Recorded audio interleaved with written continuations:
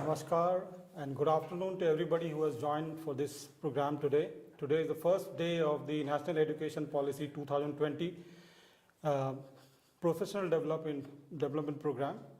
And today being the first day, today it will be the first session. The topic for the first session is Transforming Teacher Education as per NEP 2020.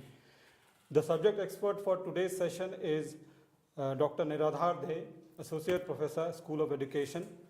He has done his Master's, MPhil and PhD in education.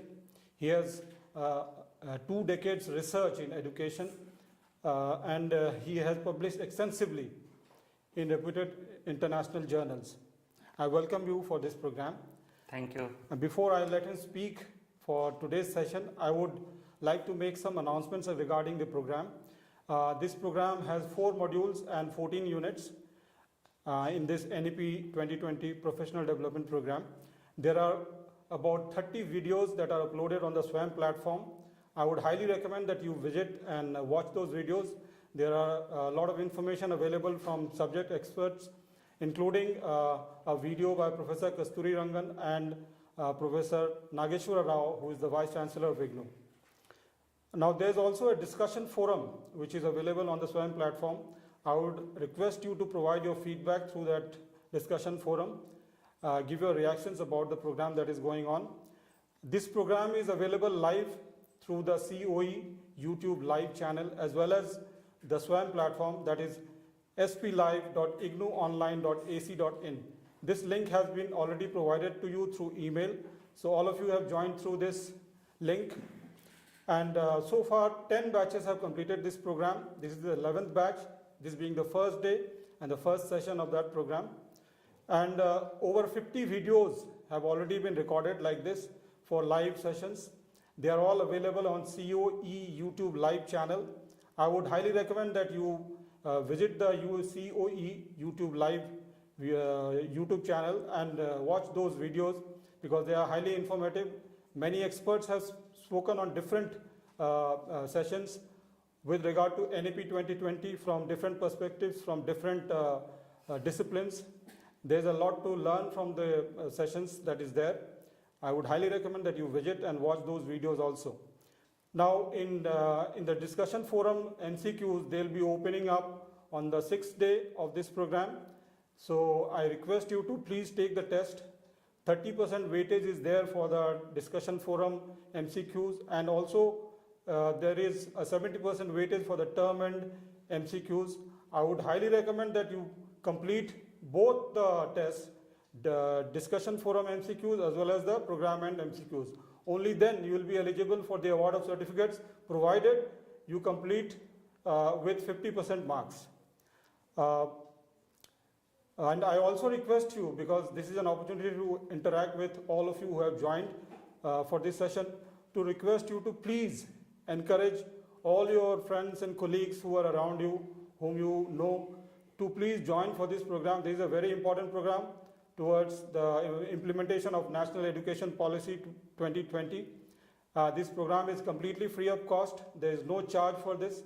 So this will also add to your career advancement scheme, and it will add to your API score. It will help you in getting your promotions.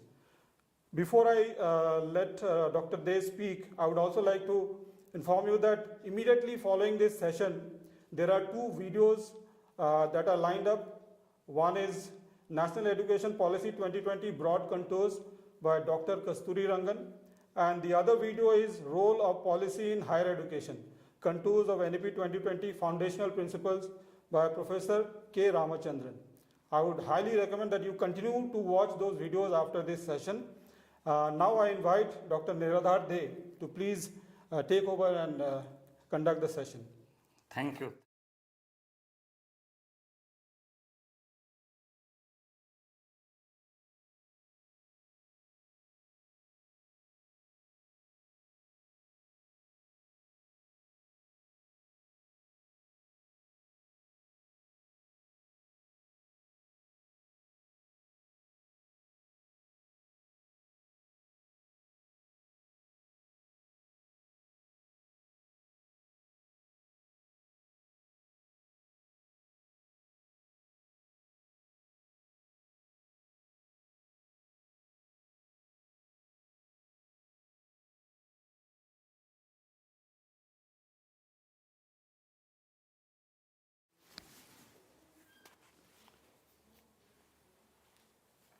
Hello friends, welcome to the first session of NEP-2020. As Dr. Manoj Tirkey he introduced the session and he said that this is the 11th batch and today is the first day of the 11th batch. I must thank Dr. Tirkey and the entire team of NEP-2020 that lot of efforts has been made for developing this online course and implementing it across the country. And today the topic that we are going to discuss, that is transforming teacher education as per NEP 2020. As you know, in National Education Policy 2020 that we have received after 34 years of the last National Education Policy, that was NPE 1986.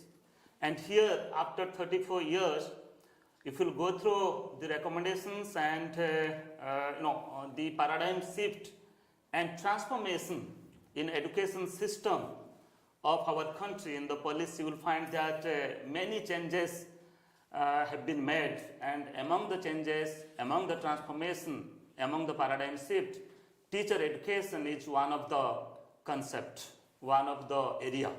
And dedicatedly today, this topic has been kept for all the higher education teachers for this base to understand that what are the changes that has been made in teacher education as per NEP 2020. Let us go forward to focus upon some of the discussion points, important discussion points that we will be doing in this session. First of all, you will be acquainted with the development of teacher education in India, the very history of teacher education in India, how the flow of development has taken place after independence, that is starting from 1947 onwards, that means from University Education Commission 1948-49 onwards, and to reach at today's development, that is as per the recommendation of NEP 2020. Further, we will be discussing teacher education programs currently offered in India, then the pedagogical and curricular structure of school education as per NEP 2020, as we are discussing in this session about teacher education, but at the same time, teacher education is highly linked with, highly associated with school education, because teachers, they're supposed to teach at the school education system, so that's why school education is very much linked with teacher education. So that's why I will focus the new pedagogical and curricular structure of school education as per the NEP 2020, and further we will move to understand and to go through the recommendations of NEP 2020 on teacher education for its transformation. Now let us go forward to understand teacher first, then teacher education. If I will go through the concept of teacher that has been given by Rabindranath Tagore, Rabindranath Tagore says that a teacher can never truly teach unless he or she is still learning himself or herself. And he also says that a lamp can never light another lamp unless it continues to burn its own flame. Try to understand. Rabindranath Tagore says that the importance of teaching, the importance of teacher, and the importance of preparing for the teacher to teach the students in the school, in the education system. Unless the teacher is not prepared properly, unless the teacher is not acquainted with and equipped with the current situation, the current knowledge and huge experiences, then it is not possible to provide adequate knowledge, adequate learning experiences and adequate life skill to the students. So that's why a teacher can never truly teach unless he or she is still learning himself or herself. So teaching learning is a continuous process, and particularly if you are a teacher, you should involve yourself in learning many things every day. Then further, if I'll go through another concept that is given by few education commissions that is, if I'll focus upon the Education Commission 1964-66, that's the Kothari Commission. Kothari Commission says that the destiny of India is now being shaped in her classroom. So Kothari Commission has given importance upon the things that we are doing in our school, the things that we are doing in our classroom.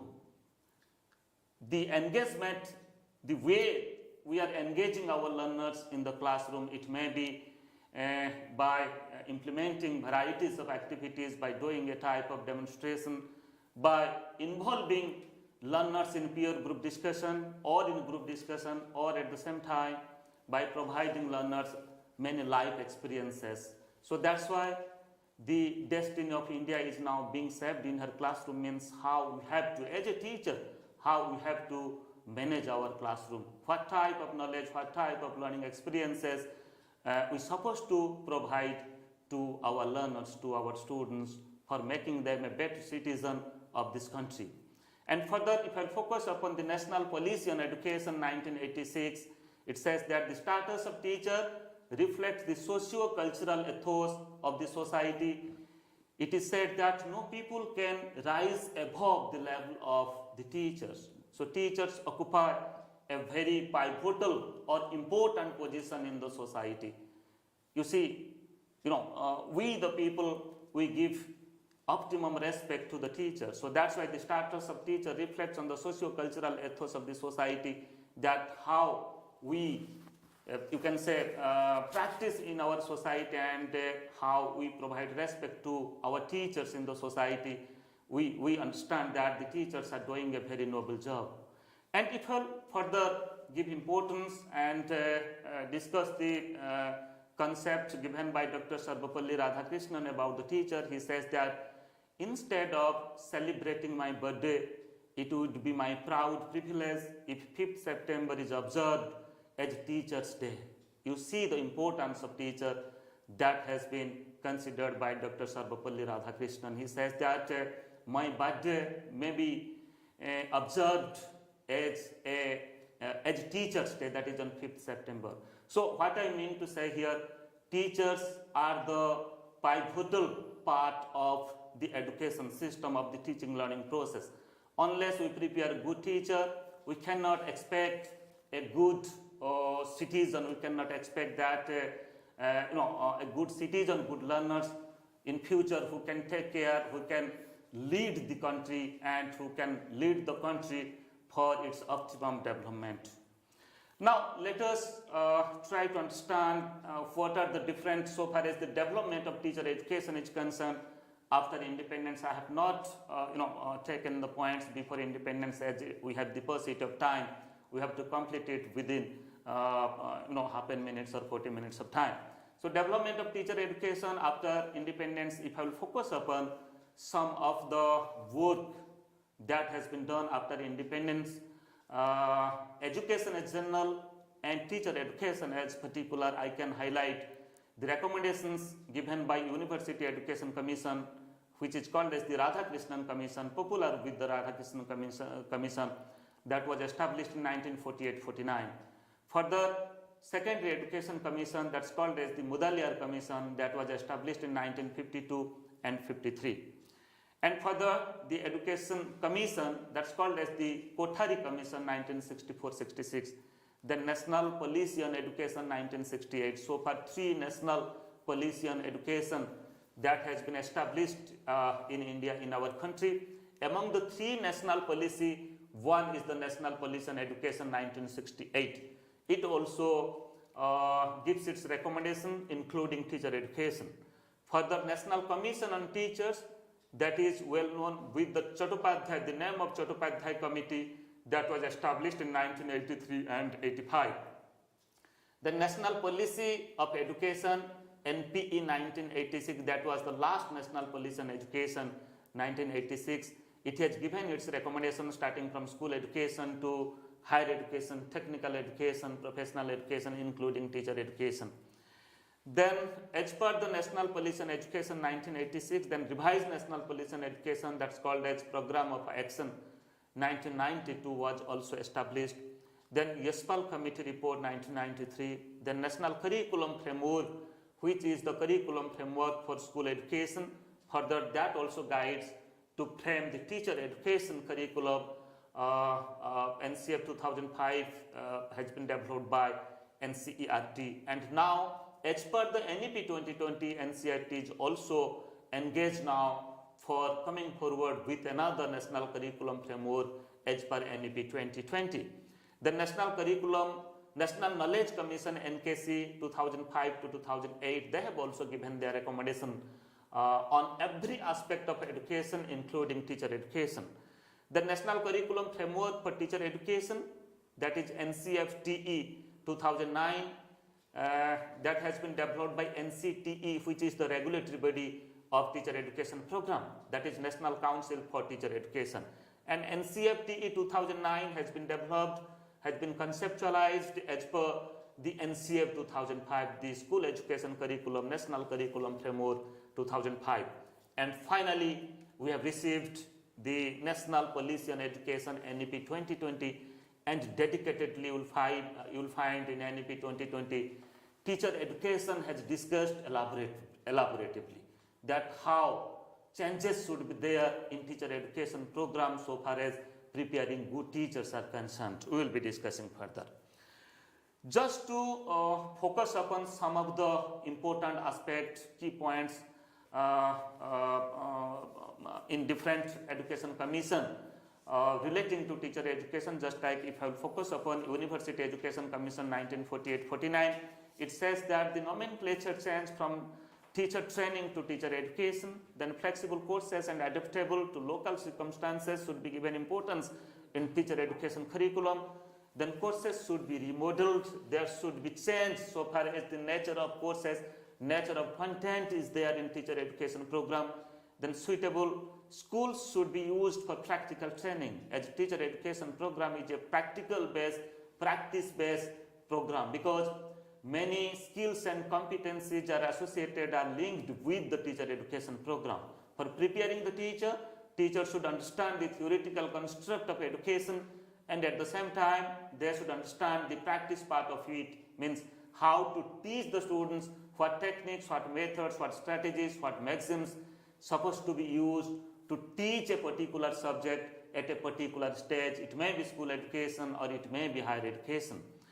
Then keeping in consideration of the practical nature of this program, more time for practice teaching, that has been recommended by University Education Commission 1948-49, and first conference on training college was held in Baroda in 1950 as per the recommendation of University Education Commission 1948-49.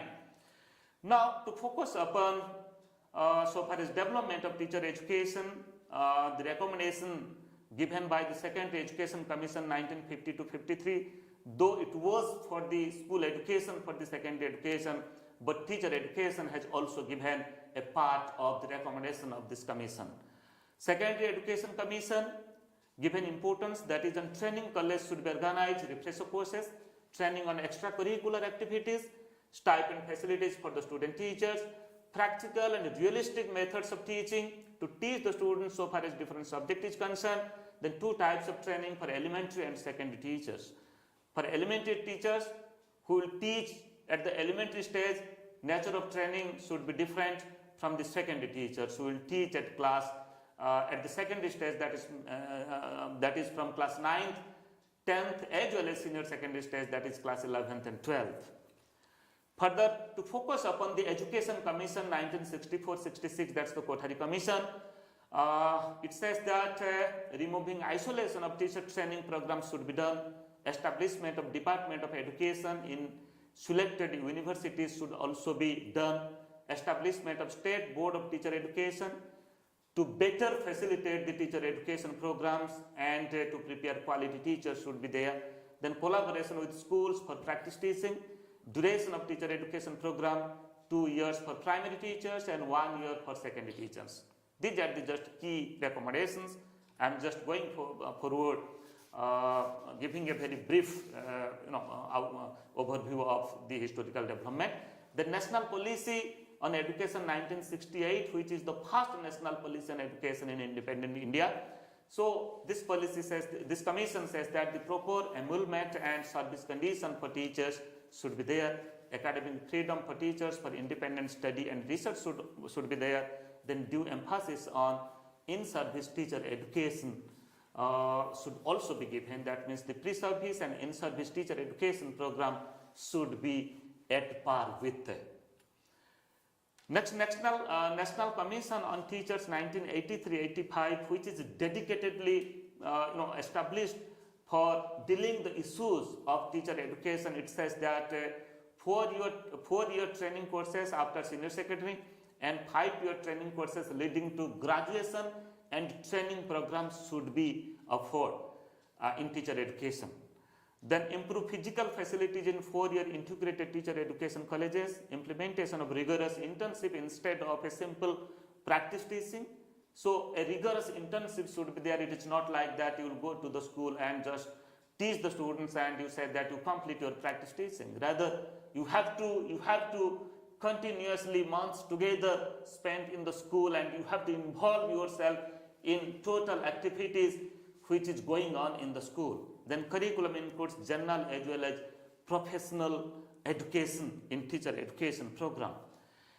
Next, to focus upon the National Police and Education, which is the second National Police and Education NPE 1986. It says that linking in-service and pre-service teacher education programs, establishment of District Institute of Education and Training, that's called as DIET. Now DIET is there in every district, and prominently DIET is running diploma in elementary education and other types of teacher education program. Upgradation of colleges of education to College of Teacher Education. So CTE, College of Teacher Education, was established. Then establishment of Institute of Advanced Studies in Education, that's called as IASE. So the master degree program as well as research in education are also conducted in the IASE. Then strengthening SCRT, State Council of Educational Research and Training, because they're supposed to manage the teacher education program, teacher education institutions in the state.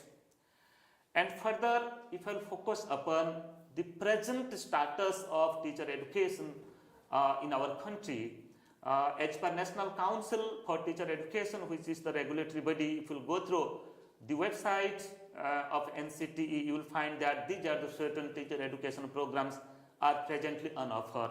That is just like Diploma in Elementary Education, DLED, Bachelor in Elementary Education, BLED, Bachelor of Education, BEd, Master of Education, MEd, Diploma in Physical Education, DPEd, Bachelor in Physical Education, BPEd, Master in Physical Education, MPEd, as physical education is part of teacher education. So that's why NCT also developed the norms and standards as well as the curriculum for physical education. It may be for the diploma level or for the bachelor or for the master level.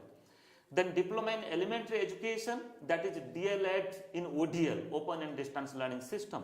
ODL is an alternative system of education, and NCT has developed its curriculum for DLED face-to-face for the conventional system of education, and this has also developed curriculum for the open and distance learning.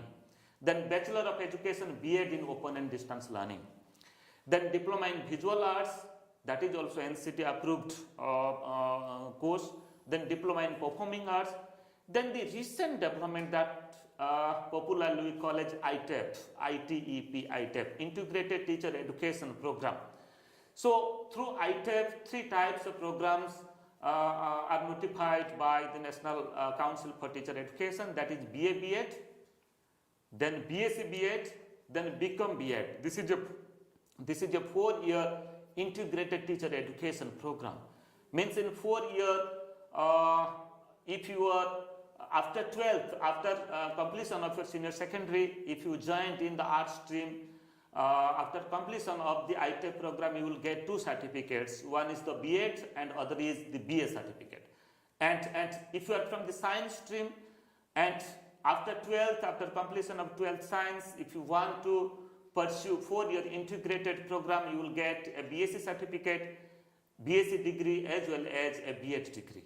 And after completion of BCom also, you can also pursue BEd. So you will get you can pursue integrated teacher education program in commerce discipline after completion of 12th. If you have the commerce and accounting based subjects, you can get a BCom degree as well as a B.Ed degree. We will further discussing the detail about the ITEP program. Then apart from these teacher education approved courses, there are also other courses just like B.Ed part-time, then B.Ed, M.Ed 3-year integrated program. So total 14 programs are notified by NCTE, which is on offer across the country now. Friends, now let us focus upon the NEP, then further we will proceed that what transformation, what paradigm shift and what concept has been given for changing teacher education curriculum, teacher education program, teacher education practices in our country. In National Education Policy NEP-2020, if you go through the entire document, you will find that the recommendations are given apart from the fundamental principles, apart from the very guidelines of NEP. The entire document has been conceptualized in 4 different parts. Part 1 is on school education, that includes early childhood care education also. Part 2, that is on higher education, that includes teacher education. Part 3 is other key areas of focus, that includes professional, adult and lifelong learning. And part 4 is the implementation aspect of it, implementation mechanism, that is in the name of making it happen, how to implement the recommendations given in earlier 3 different parts. That includes the financing, the budgeting provision, and at the same time accompanying implementation aspect, techniques and implementation strategy of NEP 2020. Now let me to focus upon the very pedagogical and curricular structure, the changing nature of pedagogical and curricular structure of school education, because school education is linked with teacher education. Unless we reform the school education system, we cannot reform the teacher education. And when there is reformation in school education system, when there is a pedagogical change and curricular change so far as structure and management and curriculum is concerned, then accordingly teacher education should be conceptualized. Then accordingly provisions in the teacher education program should be there. So far as new pedagogical and curricular structure of school education as per NEP 2020 is concerned, now it is the structure of 5 plus 3 plus 3 plus 4 system of education. First 5 years is called as the foundational stage of education. The next 3 years is called as the preparatory stage of education. Further 3 years is called as the middle stage of education. Then the last 4 years in school education that called as the secondary stage of education. In foundation stage, 3 years pre-primary education is there, and 2 years of formal education, that is class 1 and class 2 is also included in it. In preparatory stage, class 3 to class 5, that's class 3, 4 and 5. 3 years of learning is there in preparatory stage. In middle stage, again 3 years learning is there, that is class 6 to class 8, and secondary stage includes 4 years of learning, that includes the earlier practices, that is secondary education class 9th and 10th, and senior secondary education, that is class 11th and 12th. And if I compare it with the earlier practices as per NPE 1986, it was the 10 plus 2 plus 3 system of education. And if I will say particularly school education, the earlier practices, that is 10 plus 2. That means 10 years of school education starting from class 1 to class 10th, then 2 years of senior secondary education, that is class 11th and class 12th. But now it is not 10 plus 2, rather we can say it is 5 plus 3 plus 3 plus 4 years of schooling. That means 12 years of a pedagogical and new curricular structure that includes the pre-primary education, the early childhood care education. Earlier it was not formalized, but now it is part of the formal system of education, and NCERT has given the responsibility that NCERT will come forward with the curriculum framework, not only for the formal school education, rather for early childhood care education also. Now let us go forward to teacher education part of NEP 2020. As there is the pedagogical shift, there is a pedagogical and structural change in school education, then accordingly how teacher education should be shaped. So here, let me to focus upon that if you go through the NEP 2020 document in para 15.1 page 42, it says that teacher preparation is an activity that requires multidisciplinary perspectives and knowledge, formation of dispositions and values, and development of practice under the best mentors. So try to understand here, focus is given on multidisciplinary. When we are preparing teachers, teachers shouldn't acquaint with only the pedagogic aspect. Teachers shouldn't acquaint with the content or the limited content, rather how to provide them a multiple experience, multifarious experience, and how to widen their learning experience starting from the very beginning of teacher education program. Unless we make our teacher education program multidisciplinary, then we cannot prepare a teacher, we cannot make a teacher, we cannot construct good teacher who are well acquainted with teaching in multidisciplinary aspects. So that's why how to deal the multiple disciplines and how to deal multiple disciplines when we are addressing a particular content point, that is the part of teacher education, that concept. So how to address this concept, this has been highlighted in NEP 2020. And further, teacher must be grounded in Indian values, languages, knowledge, ethos, and traditions, including tribal tradition, while also being well versed in the latest advances in education and pedagogy. Try to understand. In teacher education program, how to accommodate and how to address the local knowledge, the local tradition, our culture, our tradition. We, the country, have huge diversities. If you move east to west, north to south, you will experience that our country is a highly diversified country.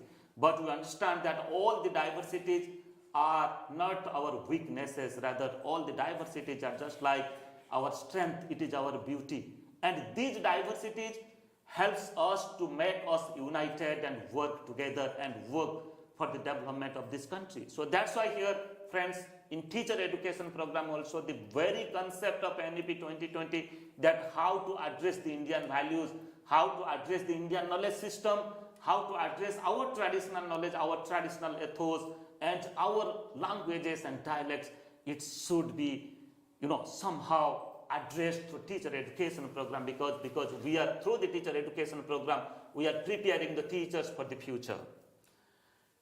Next, if I'll focus upon the report of Justice J.S. Burma Commission 2012, this is highlighted in NEP 2020 in para 15.2, page 42. It says that the Burma Commission says that the teacher education sector and its regulated system are therefore in urgent need of revitalization through radical action in order to raise standards and restore integrity, credibility, efficacy, and high quality to the teacher education system.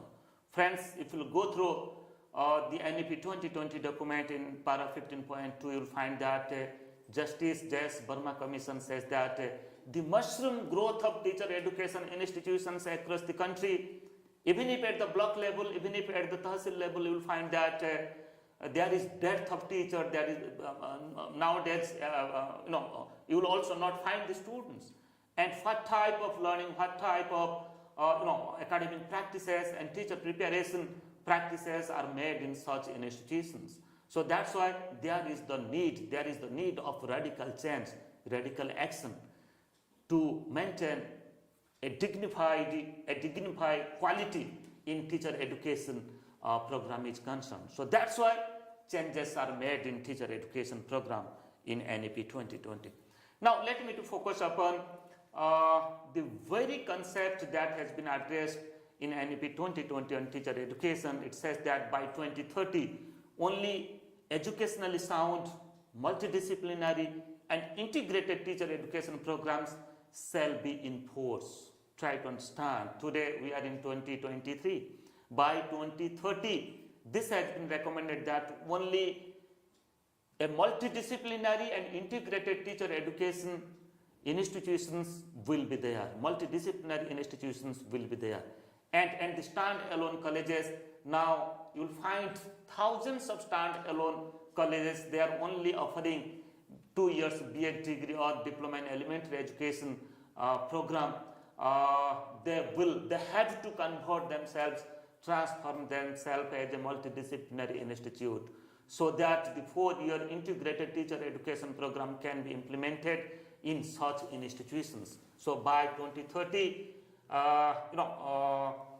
all the stand-alone institutions will take the shape of multidisciplinary institutions for running the integrated teacher education program, where the learners will study their subject from different disciplines. It may be from arts stream, maybe from science stream, or maybe from commerce stream, as well as they will pursue the training program, the integrated program.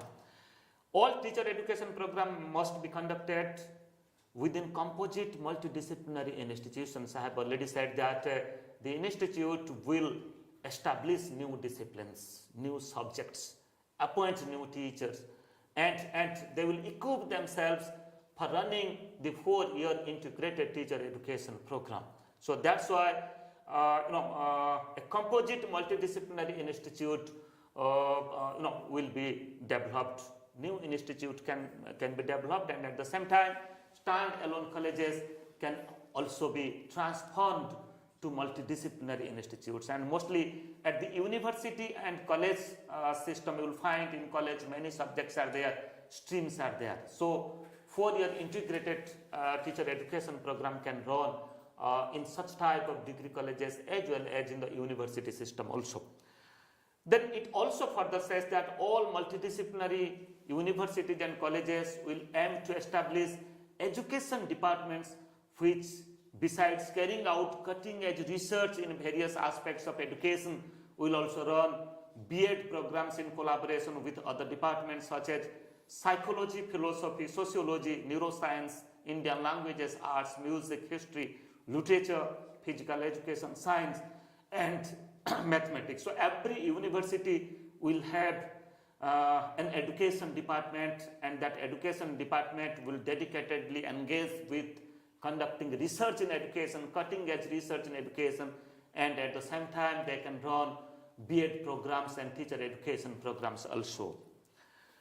And to focus upon, I have already said that all stand-alone teacher education institutions will be required to convert to multidisciplinary institutions by 2030, since they will have to offer the 4-year integrated teacher education program ITEP. So that's why huge infrastructure is required, huge budgeting is required, quality teacher is required, quality teacher in the discipline of physics, quality teacher in the discipline of chemistry, in the discipline of sociology, psychology, in the discipline of history, in the discipline of accounting and commerce. So here it's not a very easy task. So that's why the institution should work accordingly to convert the stand-alone teacher education institute to a multidisciplinary institute, so that to run 4-year integrated teacher education program, because the students will come after completion of their 12th standard.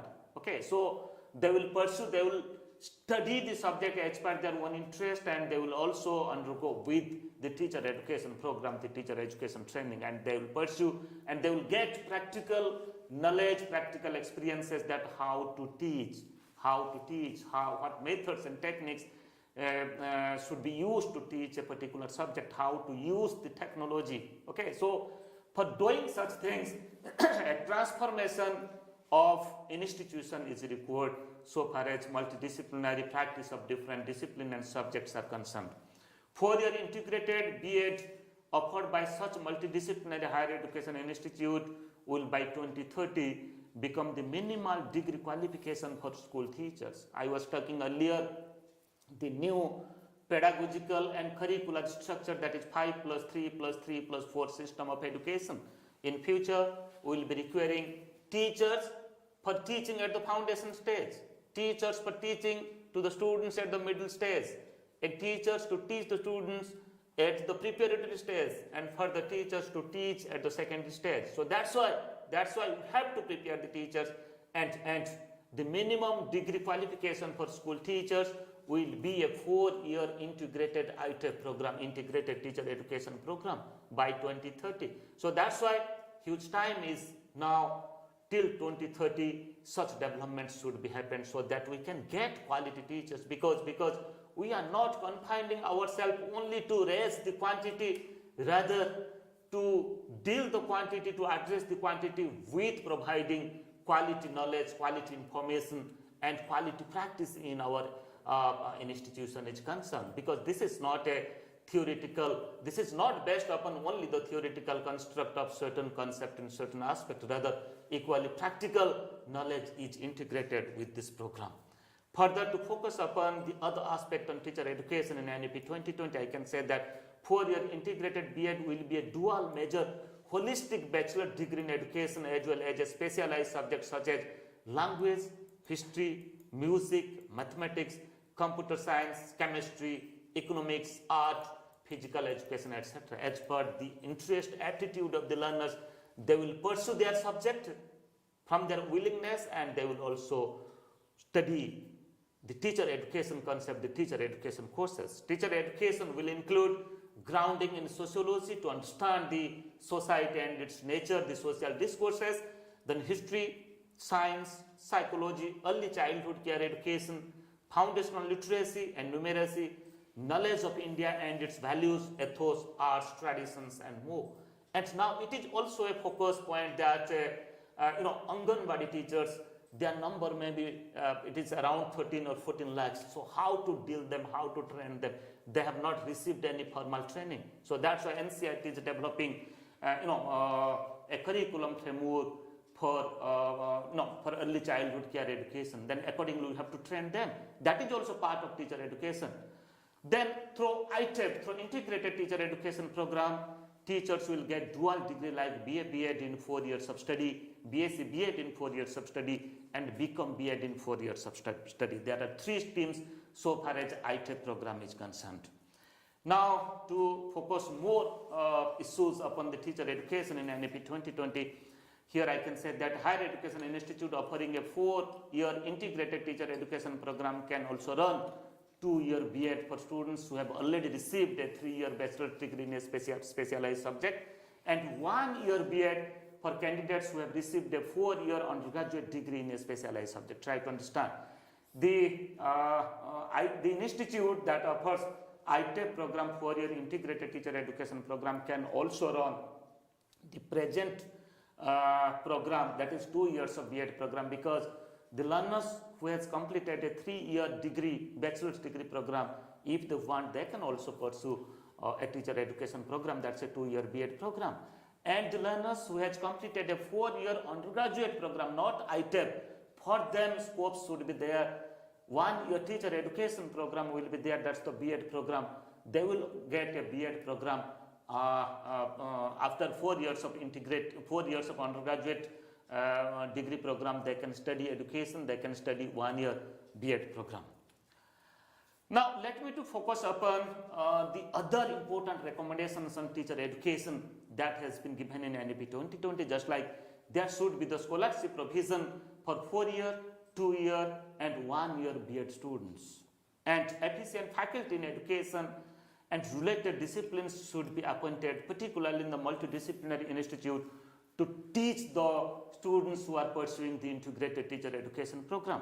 Then higher education institute will have network of government and private schools, because the learners, they will do a type of internship, 4 months of rigorous internship. That's why they have to visit the schools. They have to visit the schools. It may be a government school, it may be a private school, for pursuing their training and for pursuing their practical activities there. They have to teach, they have to take the leadership of different activities, and at the same time they will also engage themselves in doing the school-based activities, different types of school-based activities, and they will also do a type of research and different types of small project also. Then involvement in community service, adult and vocational education is also part of the teacher education program, that how the teacher trainees will involve with the community development, with the community activities and community based program, so that they will understand the community, they will come contact with the community practices, then accordingly that experiences will help them to be a good teacher. And at the same time, adult education and vocational education is also part of teacher education, because the literate persons, those are at the remote and a different area, and how to promote them, how to provide them education, it is also work of the trainees. It is also work of comes under the purview of the teacher education.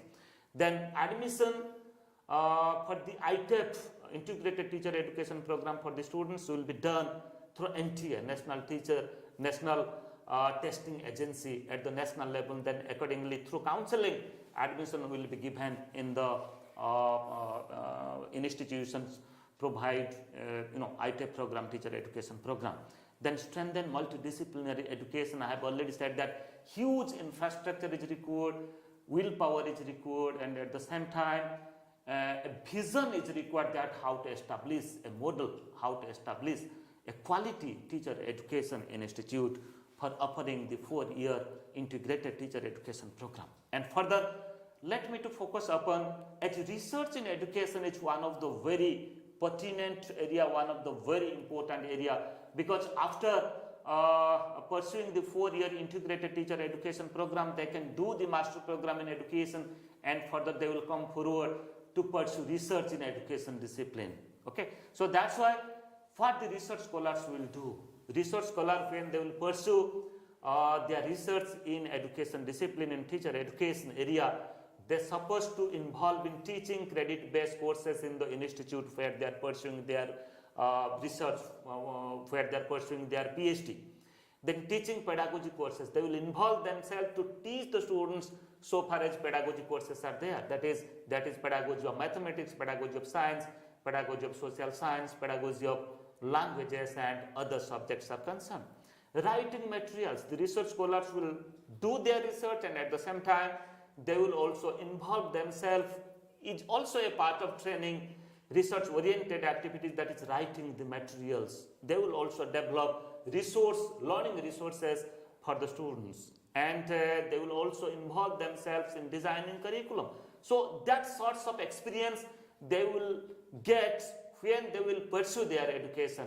It is not that when they will enter in world of work, they will do such type of things. Rather, that experiences they will get from the very beginning of their education, of their research. Then they will engage themselves in evaluation system also, and teaching assistantship will also be provided to them, that they will align with the professors, they will align with the teaching faculty, and they will take the classes and they will help the teachers, and at the same time they will understand the practices that is going on in the institute, and for the further period of life it will help them to be a good teacher, educator, and good researcher. And further, let me to focus upon the other important aspect, just like in-service continuous professional development through face-to-face, online, and blended learning are also recommended. Professional development, continuous professional development of the teachers is another important aspect, that how to professionally acquaint the teachers, and how to acquaint them with the changing nature of science and technology, pedagogy, and other aspect which is day by day changing in the society, how to acquaint with the teachers. So that's why that can be done face to face or by using different online education as well as the blended mode also. For the professional development through SWAYAM, it is very popular now in our country. You will find thousands of courses are there.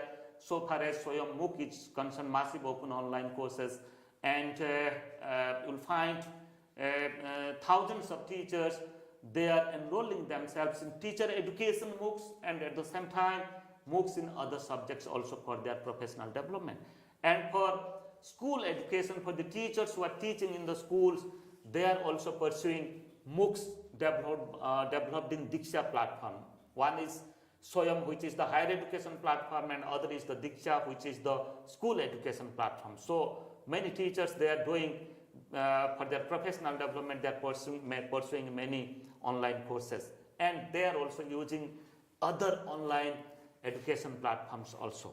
Then standardized online training program for large number of teachers This is also recommended in NEP 2020 that standardized teacher education, small books, small programs should be developed for providing faculty development, for providing, you can say, professional development of teachers in a very large scale for addressing lakhs of teachers, millions of teachers in our country.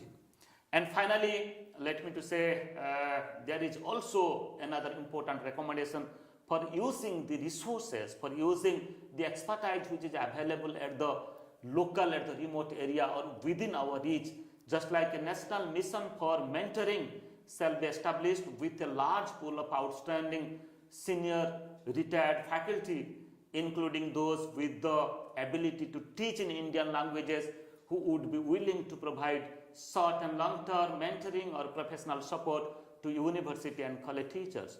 So friends, the resources which is available within our reach, renowned person who has done substantial work in their field, it may be in medicine, it may be in agriculture, it may be in teaching, in pedagogy, curriculum development, it may be in crafts, it may be in language and arts.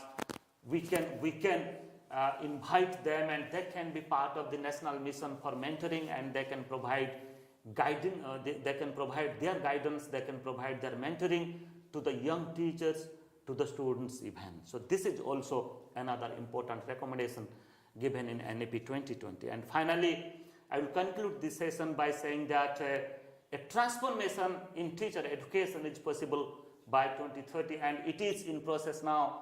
The teacher education recommendations are getting implemented, and changes are, there is the evidence of changes also, and this is expected that quality changes will be happening in the future so far as teacher education is concerned, and quality teachers will be prepared through this ITEP integrated teacher education program, and further that will help to create a new generation, help to create a quality citizen for building this nation.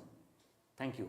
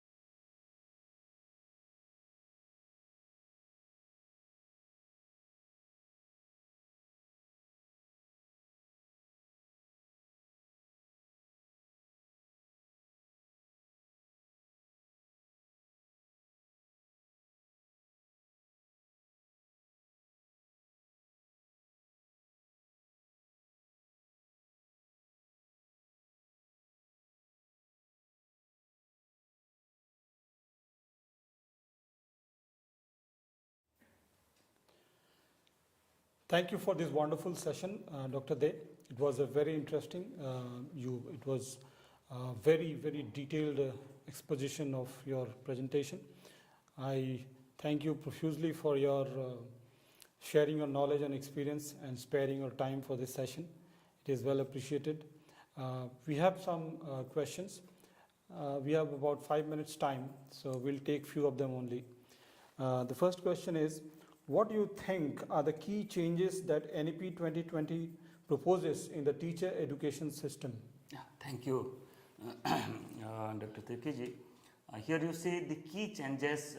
I will just, as we have the pursuit of time, I can say the only change that is the ITEP program. How to develop the ITEP program, and how to transform the institute that will be multidisciplinary in shape for implementing the ITEP program, where after 12th standard, when the students will come for pursuing the 4-year integrated teacher education program, they will study their subject, and at the same time they will also study the educational discourses, the theoretical construct, and at the same time they will also acquaint themselves with the teaching skills and competencies. Further, they will be using it in schools when they will teach us. So that's why the important aspect, the important change is here to transform the teacher education institute into a multidisciplinary institute, and to implement the 4-year integrated teacher education program, as this is a professional program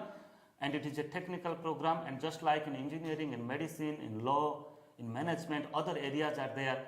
So here also in teacher education program, the very concept, the very philosophy of professionalism will be used and will be followed. Then accordingly, good teacher will be prepared through integrated teacher education program. Thank you. So the next question is, in your opinion, how will the 4-year integrated B.Ed program help produce better teachers? Yeah, you see, now what happened, teaching profession should be the choice of the learners.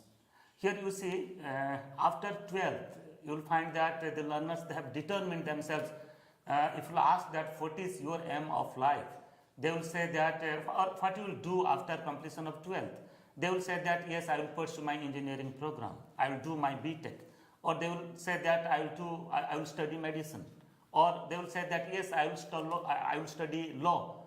But you will not find that they will say that I will be a teacher. But now opportunity has given that to determine, and this is based upon one's aptitude, that from school education onwards at the higher secondary stage they will decide that yes, I will be a teacher. Then accordingly, dedicatedly they will pursue the teacher education program, and their focus, their vision is to be a good teacher. So that's why to be a teacher should be one's choice. Okay, it is not like that I didn't get an opportunity in any other area, so that's why I'm entering to teaching profession and I have to do my B.Ed program after graduation or after post graduation and I can be a teacher. But they will determine and they will fix their life, they will determine the aim that being a teacher is their goal, then accordingly they will pursue. So that's why in ITech program, especially the changes has given to the mindset of the students and dedication of the students that they want to be a good teacher, then accordingly they will prepare themselves from higher secondary stage onwards, and when they will enter in the graduation stage in integrated program. Thank you. So the next question is, what are the benefits of a multidisciplinary approach to teacher education? You see, a lot of skills and competencies are required to be a teacher. Okay, a teacher is not like that. Let a subject history. A teacher has studied history in graduation, then he has pursued a 2 years B.Ed program. So here, you can say that in this way the knowledge is very limited for him, or our system has given very limited knowledge to that teacher. But here in multidisciplinary institute, and if you develop our program multidisciplinary in nature, the learners will acquaint themselves not only in history, rather how to understand history in a better way by correlating it with sociology, with geography, with economics, even if with languages, with art and culture. So that's why in a very multiple way how we can integrate knowledge for preparing good teachers who will well versed with not only a single discipline, rather who will well versed with the basic disciplinary knowledge, basic understanding of disciplinary knowledge of a multiple discipline, and definitely it will help them to be a reflective teacher. So that's why this is the main benefits, you can say, from the multidisciplinary approach of teaching and learning, that will help the teacher to be a reflective teacher. Thank you. This is the last question because we have very less time. How can technology enabled learning help teachers to become more effective in their teaching? Yeah, it's a very pertinent question.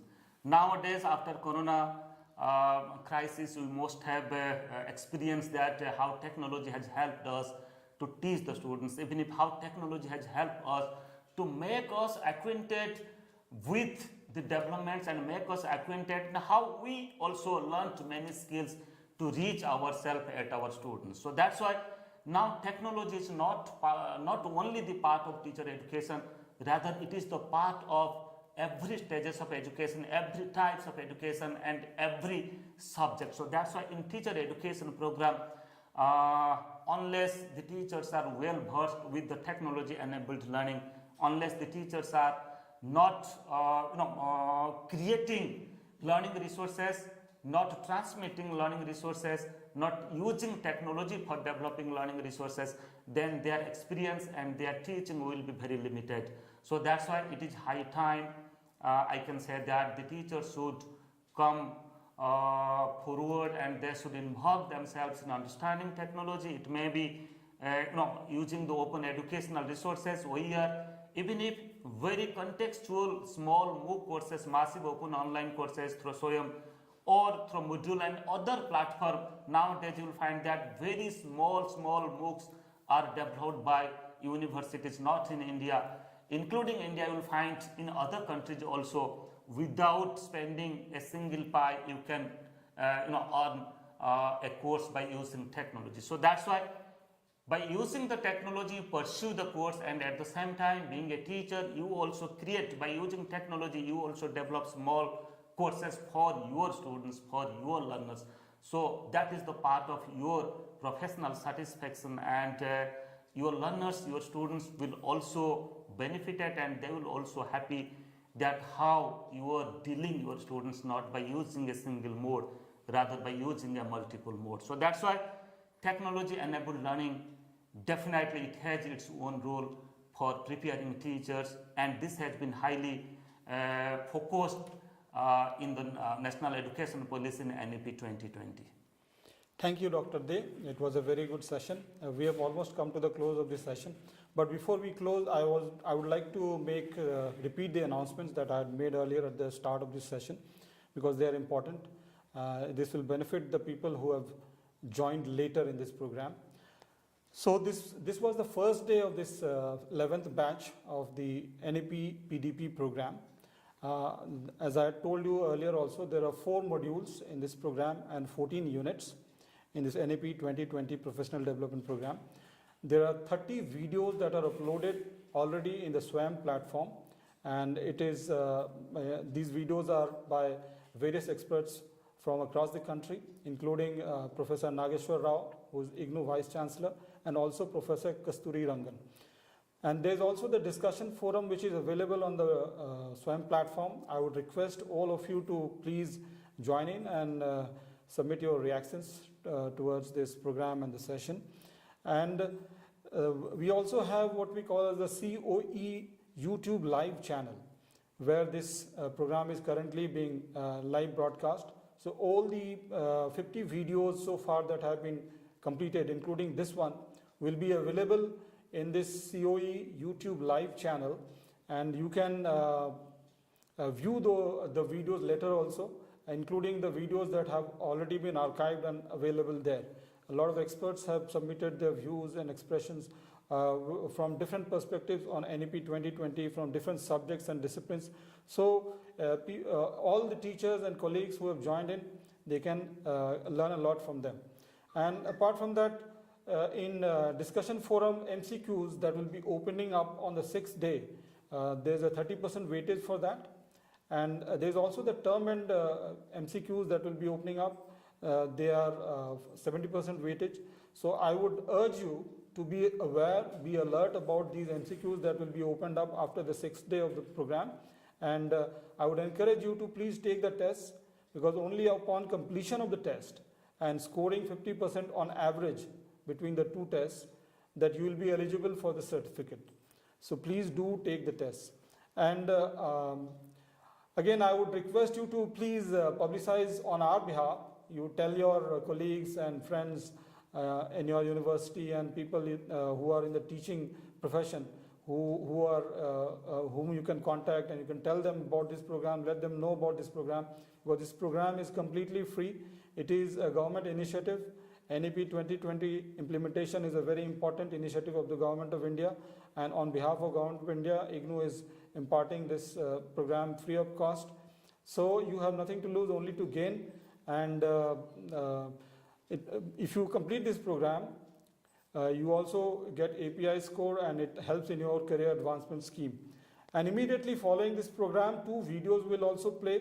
The one is titled National Education Policy 2020 Broad Contours by Dr. K. Kasturi Rangan. Another video is Role of Policy in Higher Education Contours NEP 2020 Foundational Principles by Professor K. Ramachandran. So these two videos will continue after this session. I would urge you to continue watching this because that would be important learning for all of you. So with this, we have come to the close of the session, and I thank again Dr. Dey for his time and Thank you, Dr. Manoj. thank you, and namaskar to all of you. Thank you, namaskar.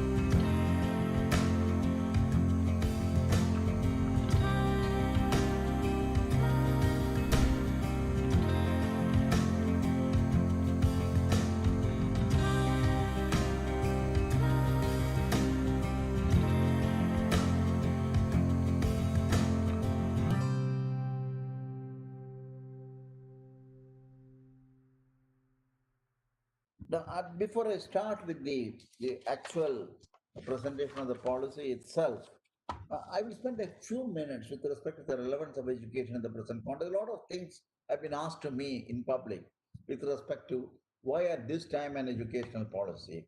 What kind of relevance does it have in the context of India and the context of the global developments?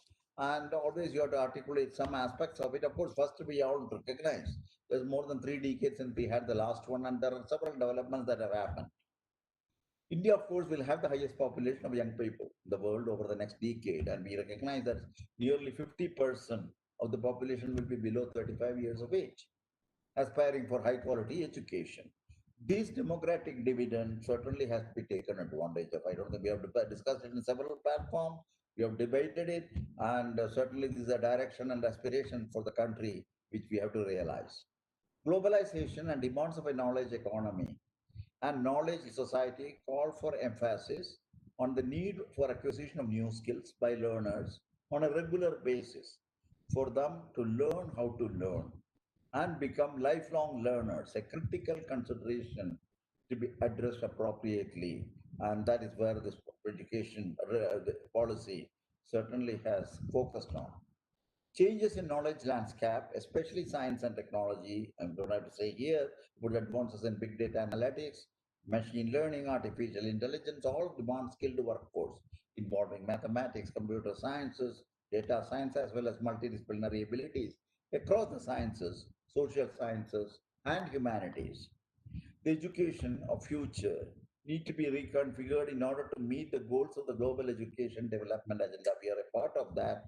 The goal 4 of the Sustainable Development Goals 4 of 2030 that seeks to ensure inclusion and equitable quality education and promote lifelong learning for opportunities for all.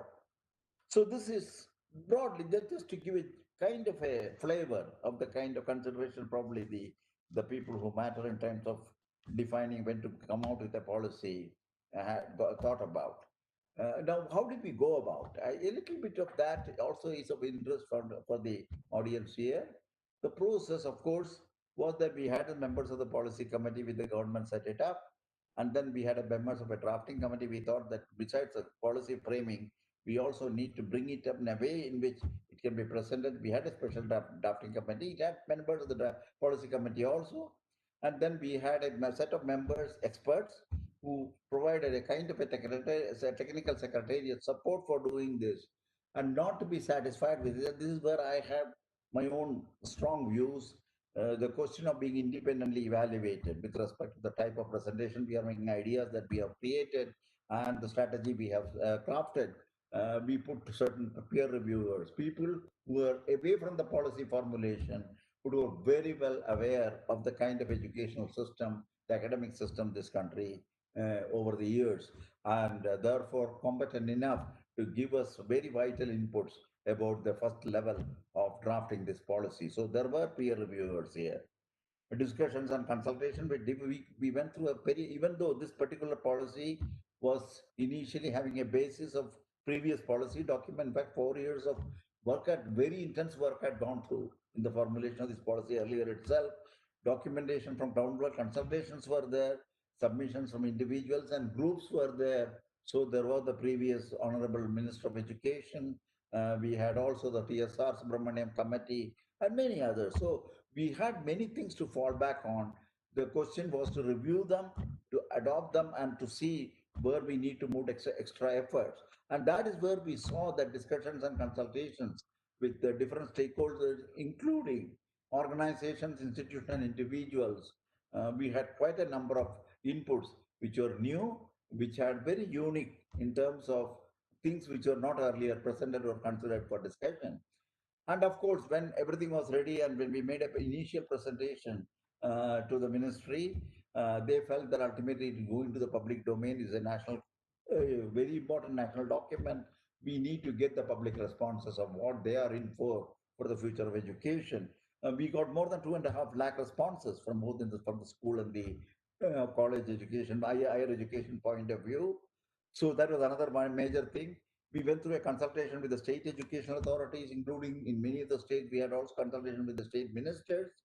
And then we had a review so that when the policy was in the near final stages, the number of reviews were conducted by the Honorable Prime Minister himself. In fact, he went through every aspect of the policy and every items of the policy, and he wanted to make sure that there is a level of pragmatism and the ability to carry this forward in the implementation domain. So this is one of the important things that the Honorable Prime Minister did. He came out with several interesting suggestions also, I should mention. So that is the other part of it. And finally, we got the cabinet approval on the 29th of July 2020.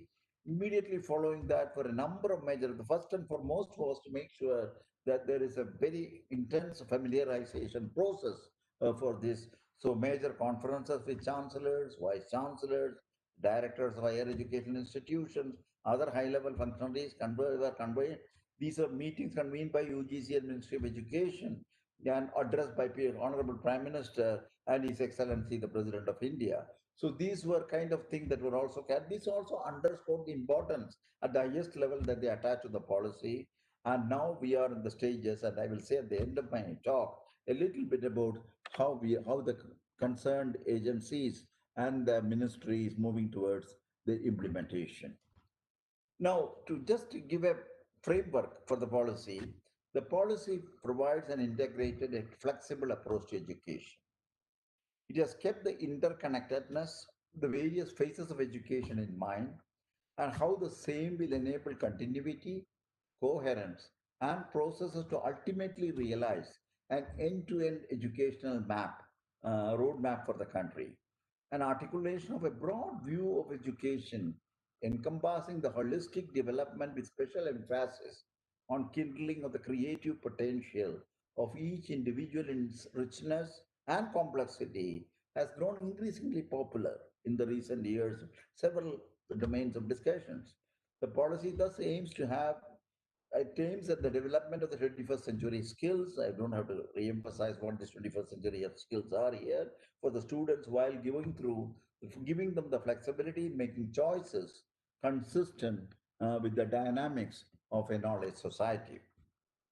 Before we go straight into the higher education and go into the details of the same, a little bit about the connection between the school education and the higher education. We do recognize, all of us, and the policy does so, the interconnectedness of the various phases of education. I mentioned it earlier. School education is of intrinsic importance, there is no question. How a student experiences the schooling phase of education could have a significant influence on those subsequently pursue higher education, including professional and vocational, besides, of course, helping to lay the foundation for lifelong learning. So keeping this in mind, I'm trying to first put the overall policy element, the element that is gone into the policy as a part of the academic side, not just on the governance and other areas. We have the early childhood care and education, home education, Anganwadis and preschools. One of the very key elements, because we did make transformatory recommendations in the context of the early school education. I will say a few words about it in the subsequent projection. And right now it is divided over a 15-year period of foundational, preparatory, middle, and secondary. We'll see the details of that. On the higher side, of course, we have the undergraduate, general education, teacher education, professional and vocational to focus a little bit. And then we have the postgraduate, masters, and PhD, need not be emphasized here. And ultimately, a national research foundation, a unique institution that will spur the research, and particularly in the educational institution and university system particular. And then, of course, we have areas like lifelong learning, adult education, and many other areas that have been also including the use of technology for education. These are all part and part of. So this is just the broad elements of the policy which you have touched upon in the policy. And I will, of course, as requested, I will try to concentrate on the higher education, but not before saying a few words about the kind of things that we have thought about in bringing the school education to a new domain. The extent 10 plus 2 structure is what the early school education will be. It will be modified with a new pedagogical and curricular restructuring of 5 plus 3 plus 3 plus 4 covering the ages 3 to 18. I have shown it here in terms of 4 levels.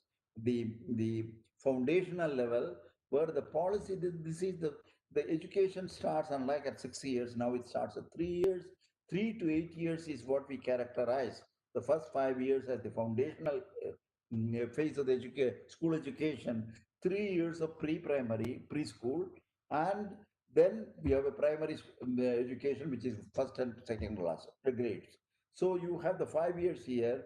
What is important in this phase, which will take you up to the age of 8, is the fact that the policy recognizes the individual differences in the cognitive development of children at this stage, and therefore formal structured learning will be absent during these 5 years. So the important thing is that each child has to be evaluated with respect to its growth of the brain, and these are not uniform, so there is no linear pattern in which the growth occurs. And it's also important that 85% of the brain virtually is matured by the age of 8. So we need to make sure that the learning process is suitably adopted, that maximal advantage of this kind of a pattern by 85% by the age of 8 is whether it is language learning, whether it is literacy and numeracy. These are all critical elements in this phase of the foundational phase of the school education. This you carry forward a little more from unstructured, you go into the curricular structure in the next 3 years, that is from age 8 to age 11, where the curricular structure and standardization can be slowly introduced. And carrying this forward for the next 3 years, you virtually go into subject areas. You have a teacher children student interaction much more effectively, and also have the capacity for abstraction, because that is something which was in the earlier two phases much less because of the nature of the brain growth. And lastly, we have the secondary education, the last 4 years of school education, ages 14 to 18. There will be multidisciplinary orientation with exit options. This is the phase that will prepare the student for undergraduate program. And that's why I'm coming to this, because undergraduate program is very much related to the kind of orientation in the policy that we have tried to create in the secondary level of the school education, including early introduction of liberal arts education. So this is the kind of a thing. Of course, you have vocational education here, you have the exit option here. If you want to leave at the age of 18, the school education and take up some kind of a job, there are enough provisions for that, enough training and other kinds of things. In fact, we have recommended that we need to have a youngster who knows at least one vocational area thoroughly, 100%, by the time he leaves the school, that kind of a thing. And the first 4 elements of the vocational education in the overall scheme is a part of the secondary and part of the middle as well as the secondary education. So this is the broad thing. I thought I wanted to emphasize this mainly because these are the times in the we understand today the neural sciences and the kind of cognitive science which dictated this study of creating a policy around the present understanding of the brain and its growth. And I thought I should bring it to the attention of this erudite audience. And this is just to give you an idea of a brain, how critical it is to make sure that we make use of the brain and its stimulation, the early phase of the child's growth. And one can see very clearly the cognitive stimulation, what it does to the brain, to a case where such a simulation has not occurred. We can very clearly see the temporal lobes, how different they are in terms of its growth and maturity, and which essentially means how much you take advantage of the pattern of the brain growth in terms of the learning process and also the teaching process. Now, having said all this with respect to the school education, we move over to the undergraduate education, part of the higher education. What the policy does is to promote a holistic. We have made a broad approach which is holistic and multidisciplinary at the undergraduate level. And this is something which is not new to this audience, and especially I don't know IIT Delhi's some of the very early efforts in the context of holistic and multidisciplinary education. They generate more imagination and creativity in the student to ensure their all-rounded development. And of course, the concept which we today term as a liberal education, which is really multidisciplinary and holistic, is an age-old idea in the Indian context. I don't have to say this again. The Banabhatta's Kadambari, which is considered a person was recognized as truly educated when he mastered the 64 kalas encompassing music, dance, painting, culture, languages, and in addition to subjects such as science, engineering, and mathematics, as well as vocational subjects. Liberal education explores the remarkable relationships that exist among the sciences and humanities, mathematics and arts, medicine and physics, etc., and more generally, the surprising unity of all fields of human endeavor. A comprehensive liberal education develops all capacities of human beings: intellectual, aesthetics, social, physical, emotional, and moral in an integrated manner.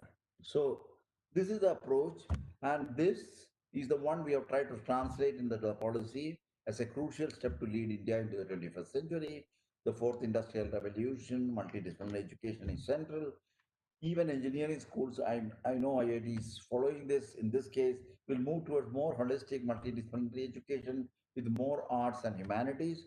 While arts and humanities students will have to learn more science, while all will try to make an effort to incorporate more vocational subjects and soft skills. India's rich legacy, I mentioned about Banabhatta's work and many other kind of work subsequently in the arts as well as in sciences and beyond, will significantly help in making the move towards such an education, hopefully an easy and natural transition. Now, how is it that the policy has put that in concrete terms? Liberal education with broad multidisciplinary exploration, it has to be an imaginative and flexible curricular structure, creative combinations of disciplines of study. This has been chosen, whether it's arts, crafts, sciences, mathematics. One has to see the how do you create a creative combination. This has to be all worked out. And multiple exit and entry option is another important feature of the undergraduate education. And master's and doctoral education will provide the sub-based specialization as a part of the higher education. The 3 to 4 year undergraduate course with multiple exit options, the 4 year program is the main recommendation in terms of the undergraduate program. Undergraduate degree will encompass, of course, liberal arts, multidisciplinary and holistic education. And then you have the chosen major and minor concept that is there. We have the vocational subjects, and later on, even professional education will be brought into this kind of an undergraduate education, which is a 4 year. The 3 year program, which is currently very much there, will be retained with the necessary changes to bring in more holisticity and interdisciplinarity. Both the 3 and 4 year programs lead to a degree with honors with research work. So that is another thing that one. So there is a provision for research work in the undergraduate program, which prepare on one side it really enriches the youngster, on the other side we certainly have a better preparation for the higher education, and ultimately exit is provision does exist with a 2 year diploma in the with a 2 year diploma at the end of 2 years of undergraduate, and a 1 year certificate at the end of the first year of the undergraduate education. These are all drawn in a way in which there is enough provision for the person when he exits, he will have an appropriate kind of a professional career which can be chosen. And this is a preparation that you try to do in the first year and second year of the undergraduate education, with the proviso that in case in the later years you want to come back to the education with certain provisions with respect to the preparatory part of the entry, you can still continue your education to a third year or a fourth year or even higher education part of the postgraduate education. This is also kept as a flexibility in the system. On the master side, 2 years for those with the 3 year undergraduate degree, 1 year for those with the 4 year undergraduate degree with honors, and an integrated 5 year program is the three kind of flexible way in which you can go towards master education. Next one I would like to bring is integrating professional education. Regarding the integration of professional education with general education, the policy aims to take a holistic view to the preparation of professionals by ensuring broad based competencies and understanding of the social human context, a strong ethical compass in and addition to the highest quality professional capacities. There is something holistic about the recommendation that we have made. I'm sure most of the professionals are very aware of this particular part of it, especially the IIT faculty and the academics. And but we have made a strong pitch for this because we think many of the higher education institutions, especially the university system, certainly need to address this much more seriously than what has been done so far. All institutions offering either professional or general education must be organically evolved into a multidisciplinary institution offering both by 2030. The overall higher education sector will aim to be an integrated higher education system, including professional and vocational education. Thus, this approach will be applicable to all higher education institutions across the current streams, which will eventually merge into one coherent ecosystem of higher education. This is ultimately the objective by 2030, 2035. There is certainly a time frame. It's not easy to make this kind of transformation, but we think that we need an integrated professional education as a part of an overall higher education. Now we come to the quality higher academic research in the fields.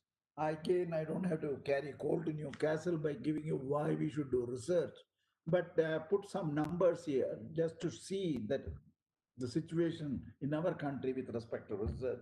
Whereas IITs and those Kaisers and things like that, you have tremendous research and vibrant activity going along with teaching. The broader question of the university systems, both state and the central, I think we need to do quite a lot. Even though we do address this question of a quality academic research in the overall context of higher education institution, we would like to particularly make this policy focused on educational systems in the university, and many of the state universities and other private and some of the other private universities certainly has to review this in the context of the type of recommendation we made. And we do know the importance of the European Union estimate that two-thirds of the economic growth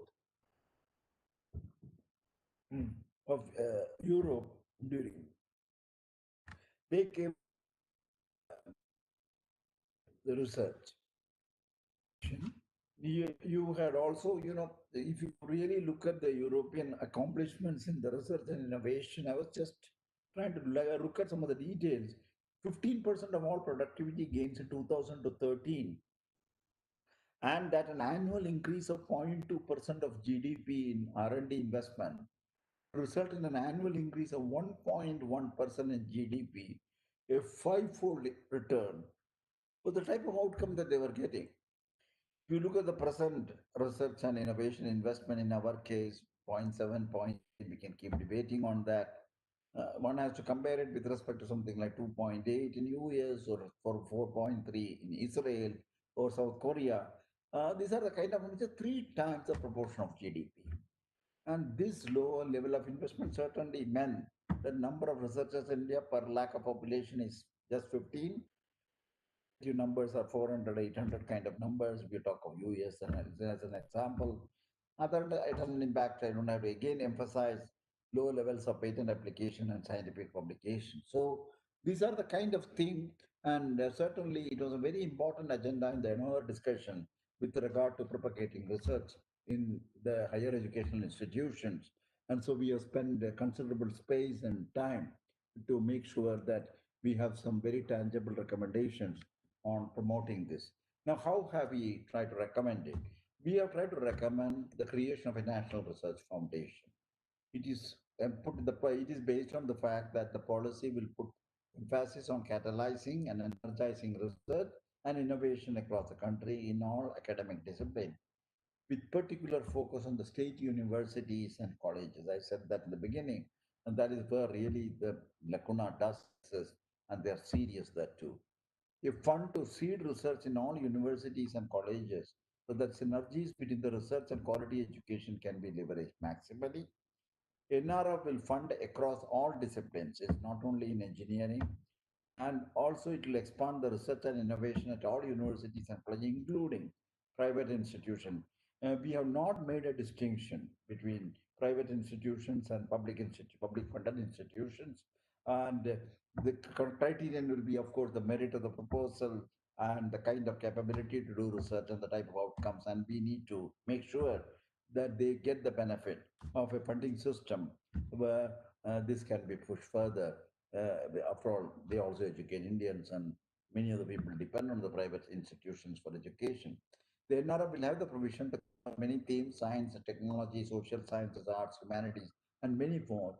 In the scope, of course, everybody understands funding research through a competitive peer review process, building research capacity at academic institutions across the country through mentorship. There are very specific recommendations we have made regarding the mentorship, the type of bringing in people with who are veterans of research who are at this time available for guiding research in these kind of institutions, who can spend some time doing research, guiding research, and also establishing the capability to conduct research in these kind of institutions, and then create the beneficial linkages between researchers, academy, everybody talks about this, and disseminating research through seminars, which is the other aspect of doing research. So these are the kind of things. This is just to give a little brief summary, a snapshot of the kind of thought that we have put into the National Research Foundation. We think this needs to be established, and this is also going to be. We had, of course, in our mind things like the National Research Foundation of USA. There are models of establishing this kind of a system, which has which really becomes a place where they address the excellence, the relevance, and the kind of outcomes with respect to research.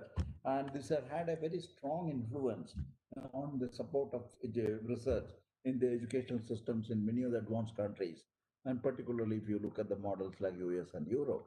And the other aspect that we have addressed is question of energized and educational capable faculty. We have spent devoted considerable space with regard to the questions of the faculty, the quality and engagement of its faculty. And virtually, we can say the faculty is put back at the heart of the higher education. The rampant practice of contractual appointment, one issue, very heavy teaching loads. These are all may not be applicable to institutions like IITs, but these are anyway. I don't have to emphasize these aspects of it with respect to the broader issue of higher education. The infrastructure support, most faculty do not even have a structural faculty recruitment and development plan. So we have gone into the details areas like recruitment, development plan, career proposal, progression, compensation management. Every part of the institutional development plan should carry this in the higher education, appropriately designed a permanent employment tenure track system for the thing in by 2030, autonomous faculty empowered to make curricular choices, conduct assessment of students, infrastructure for continuous professional development. These are other aspects of it, and appropriately designed bridge courses for mid-career professionals to get into teaching. That's also available so that if anybody wants to get into the teaching profession from another area where you need to facilitate this by the appropriate bridge courses that can be worked out. One of the important things that we have tried to do is to consider the school education and the teachers for the school education. One thing we found that the existing system, the school education, doesn't meet the type of standards and the type of things that we need to have as a background for teaching at the school level by the conventional educational system providing teacher education. What we have tried to do is to move the school education preparation will be done in the multidisciplinary university. Departments of education will be set up in many universities to offer a 4-year integrated state specific BEd. The whole idea is to bring in BEd as one more of those undergraduate educational stream, one of the undergraduate educational stream, put it at a par with the other professional educational themes as well as the mainstream education. So BEd will be an undergraduate program of study covering both disciplinary and pedagogic teacher preparation courses for each stage of education, foundational to secondary. All subjects, including arts, sports, vocational education, they will be mainstream. On par with other undergraduate degrees, gradually the 4-year program will be eligible for master's and PhD programs. And the current 2-year BED program will continue till 2030, but that after 2030, only those institutions who are capable or who are qualified to provide a 4-year teacher education can offer the 2-year teacher education. So we want to make sure that the standard, the quality, and the excellence that is very intrinsic to defining the teacher education and preparation. Certainly, it takes into account through the higher education systems overseeing the teacher preparation and education. 2-year program will be used for lateral entry of school teachers. There are also many interests in the people becoming school teachers in the lateral mode. Specifically designed courses in the pedagogy for mid-career professionals to become faculty will also be introduced. And I don't have to say substandard and dysfunctional teacher educational, thousands of them have been already shut down. And this is recommended to be reviewed. Either they move towards institutions like the degree giving autonomous colleges, or they close down, or move over to other areas where the teacher education is not the main focus for these institutions. Something on the educational technology, Professor Ram Gopal mentioned about this with respect to the Prime Minister's this thing. We have addressed the questions of integrating technology at all levels of education.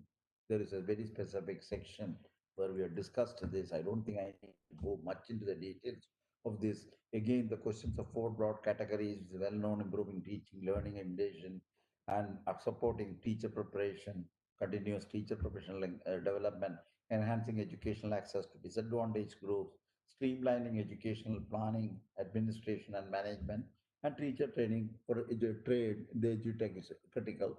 And towards this, I also bring in some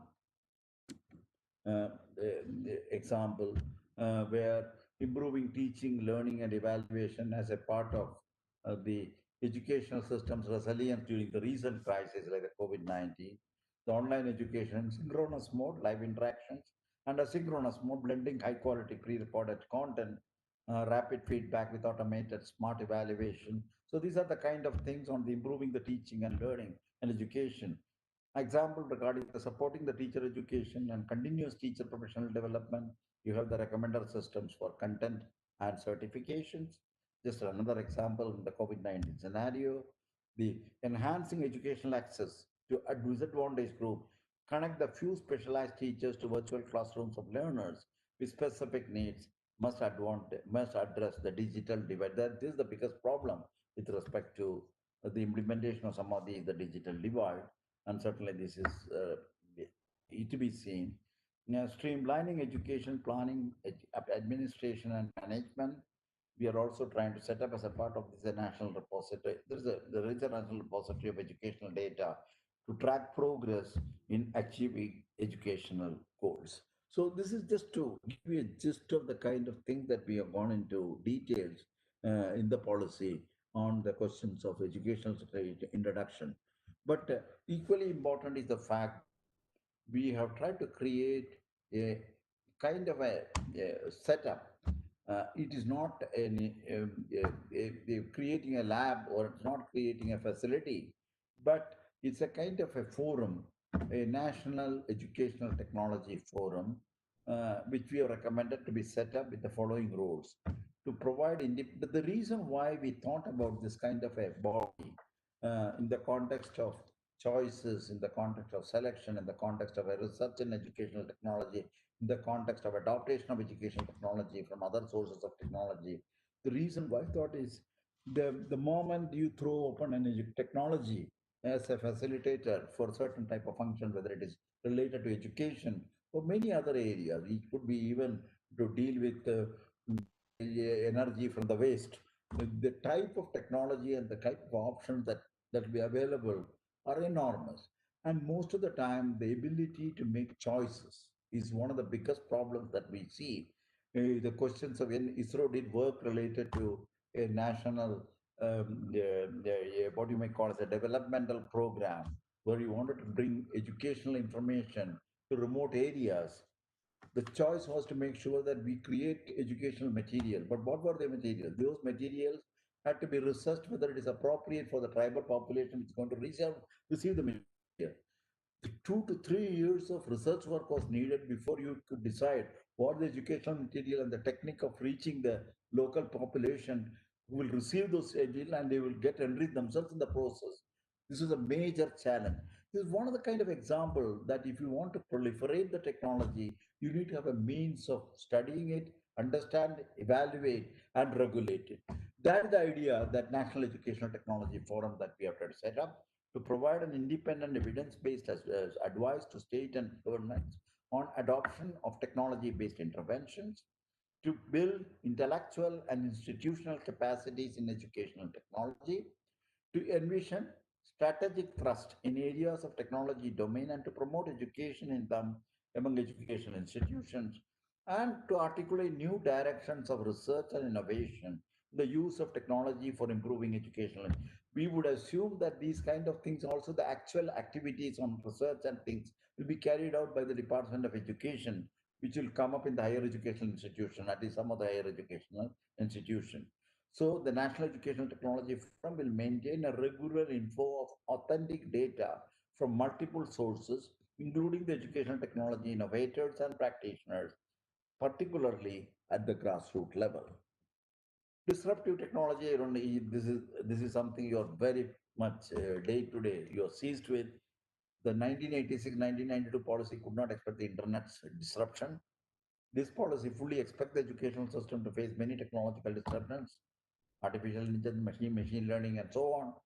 Two major aspects related to such disruptive technology we have identified: harnessing technology to improve educational outcome, that is human plus artificial intelligence, hybrid interactive systems, education in new and disruptive technologies, identifying them and preparing students in new large numbers, and finally, the project addresses both these kind of a thing, the policy. Now, on the governance side, I have just tried to again, we got the policy in the beginning of my talk.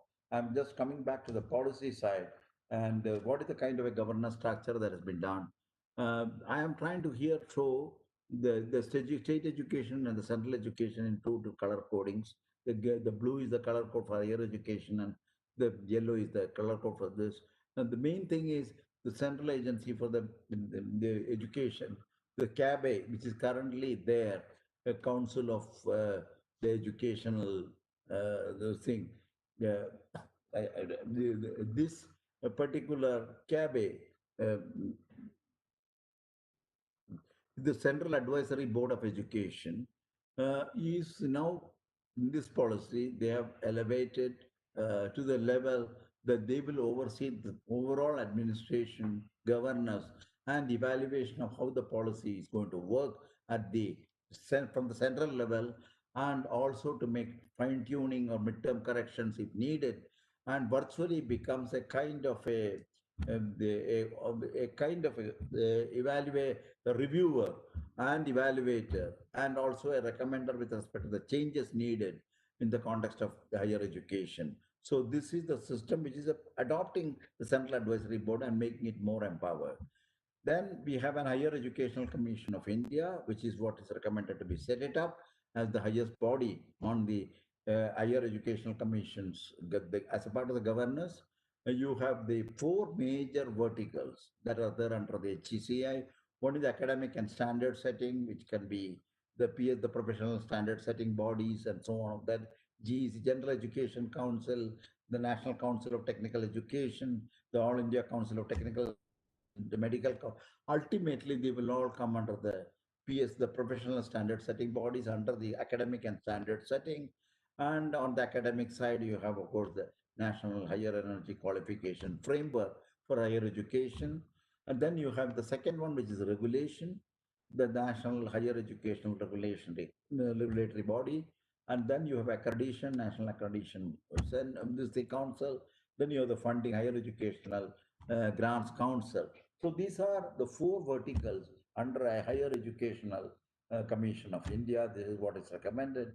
And of course, the education provision will continue to be given by the autonomous institutions and other types of institutions which are a part of higher education or school education.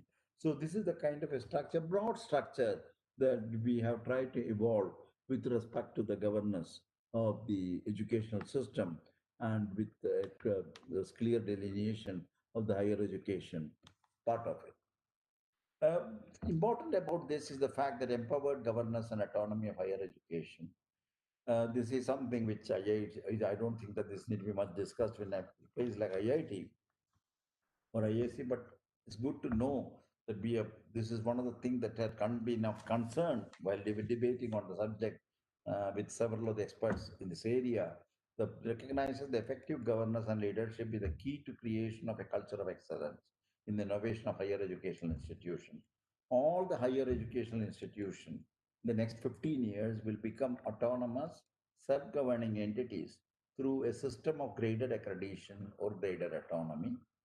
With appropriate greater accreditation, such institutions shall establish a board of governors consisting of highly qualified and competent individuals with proven capabilities and a strong sense of commitment, something which we need to do for many of the higher education institutions in this country. The board of governors will be empowered to govern the institution free of any external interference, something everybody talks about it. This is something very explicitly made clear in the policy. Make all appointments, including that of the head of the institution, and take all decisions regarding the governors. The board of governors will be responsible and accountable to the stakeholders through transparent self-disclosures of the relevant thing. The board of governors to develop a strategic institutional development. These are all there in many of the institutions, long term, medium term, 5 years, or short term, 1 to 3 years, based on the institution can develop educational and research outcome, parameters for quality and capacity, improve organizational and financial and human resource development plan to assess the progress. So this is just to give you a flavor of what we have recommended in the empowered governance and autonomy of the higher education. So the most important aspect is the fact that we have strongly recommended the autonomy on the governance, on the academics, as also on the finances. Now, what is the kind of way forward before I conclude the thing? There are several things I did mention in the beginning of my talk that there has been one of the most important steps that was taken immediately after the government took decision on accepting this recommendation with necessary inputs from public domain and other sources is the fact that once they did that, there were a number of presentations, there were a number of discussions, there were a number of seminars and other kinds of interactive systems. And both Honorable Prime Minister and Honorable President were involved in many of these. I don't have to say that here. Many of you were there as a part of that particular thing. So there is quite a lot that has happened in terms of sensitizing the policy in its role, but certainly there are many things which continue to be inquired about, seek clarification about, and not every some of them will come forward only when you try to do these things. You start getting a feel of the issues, and that is where I said about the midterm correction or fine tuning or better clarification or change of strategy. This will be a part and parcel of this. But by and large, I find that this is understood by many of the policymakers and implementation the related responsible people. The MOE itself has done an action plan. Now they have done it. I understand. They have, because I'm telling this both this part of it more from the inputs that I received rather than trying to be a part of it. But I want to say that the MOE has certainly provided a good action plan, which they have worked it out, which has got something like 100 and they have taken the higher education policy section. They have looked at the various policies items. They have converted them into identified action plans, and 181 activities have been identified with the time of frame that it needs to do this under 16 broad themes. This is what they have tried to do. We need to do this. There's a continuous churning of these ideas, and some discussions are going on this. The UGC on its own has been also organizing conclaves for discussions on this particular thing. And then there have been a lot of the outreach of the policy to different segments of the governance systems of the country, both the central and the state, has been another major feature of the recent efforts in trying to make sure that the policy is read, understood, and then come out with suitable strategies of implementation which are applicable, because there are the local issues also. One has to keep it in mind. There is a broad strategy that we need to have for the country, for the policy to be translated into the next step of implementation, and also specifics with respect to the local conditions or the regional conditions and things of that kind, which is more than just the policy. It has got finances, it has got the resources, human resource, and many other things. So this is something on which work will be done. But the fact I would like to emphasize is, and you know this again because you are a part of a system which is implementing it, that this work is in the forward, in the movement.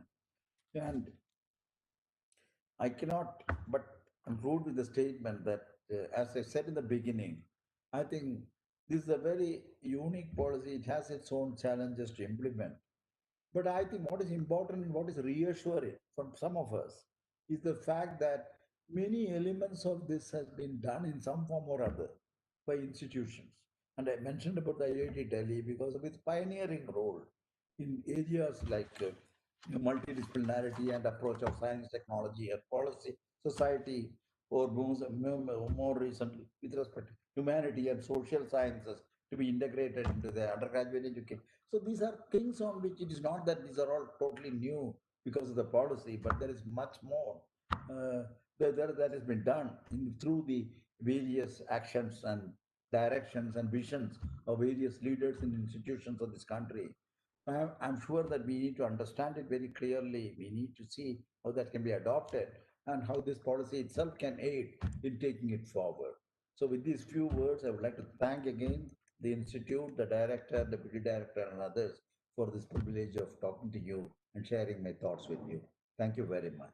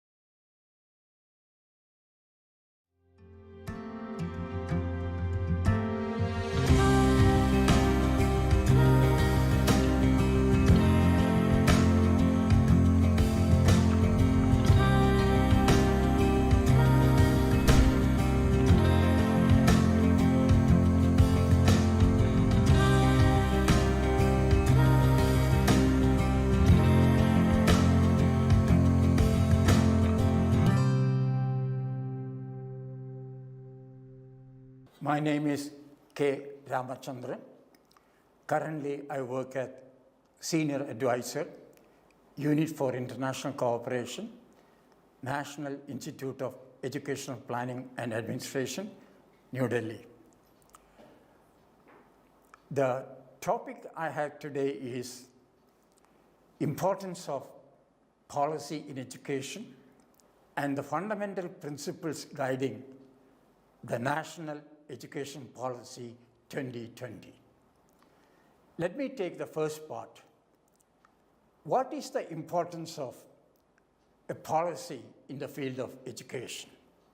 A policy normally gives a direction for education development in the country, say, for the next 10 years, next 20 years, and so on.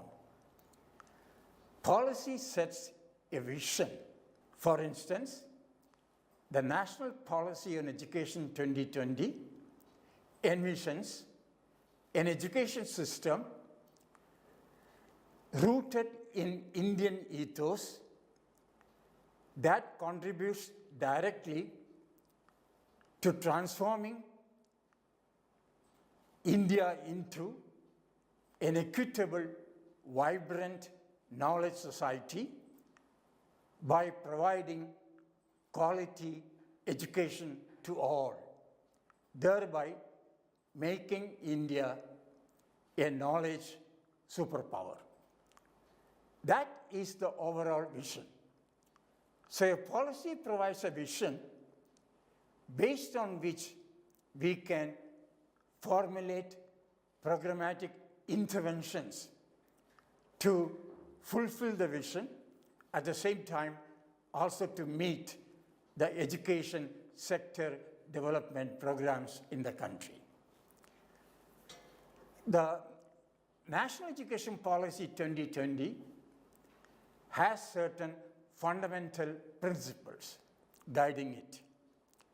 Number one, for instance, the policy seeks to recognize, identify, and foster the unique capabilities of each student so that we can nurture and foster her or his holistic development.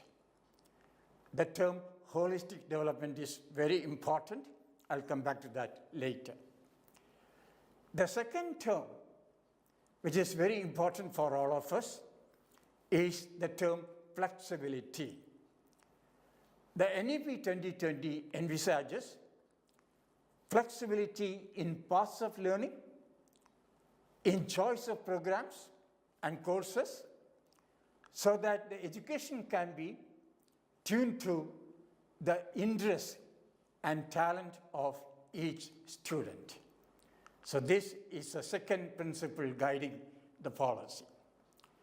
The third principle is what we call honoring student diversity. India is a country of tremendous diversity in terms of socio-economic status, in terms of culture, in terms of language, and so on. And therefore, the kind of students we get also would be of tremendous diversity. Many of them could be at the undergraduate, postgraduate level, first generation learners. How do we honor this diversity? Let me get back to the term holistic development. What do we mean by this term, holistic education? It simply means an education program that would help develop all capacities of human beings.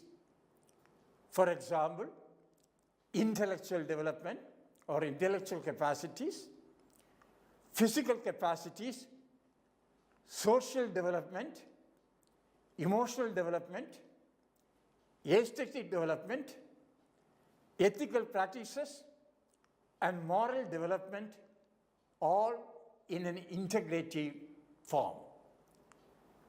To have this integrated approach, therefore, will require exposure of students to or building capacities across variety of disciplines like arts, humanities, social sciences, natural sciences, vocational education, performing and visual arts, and so on.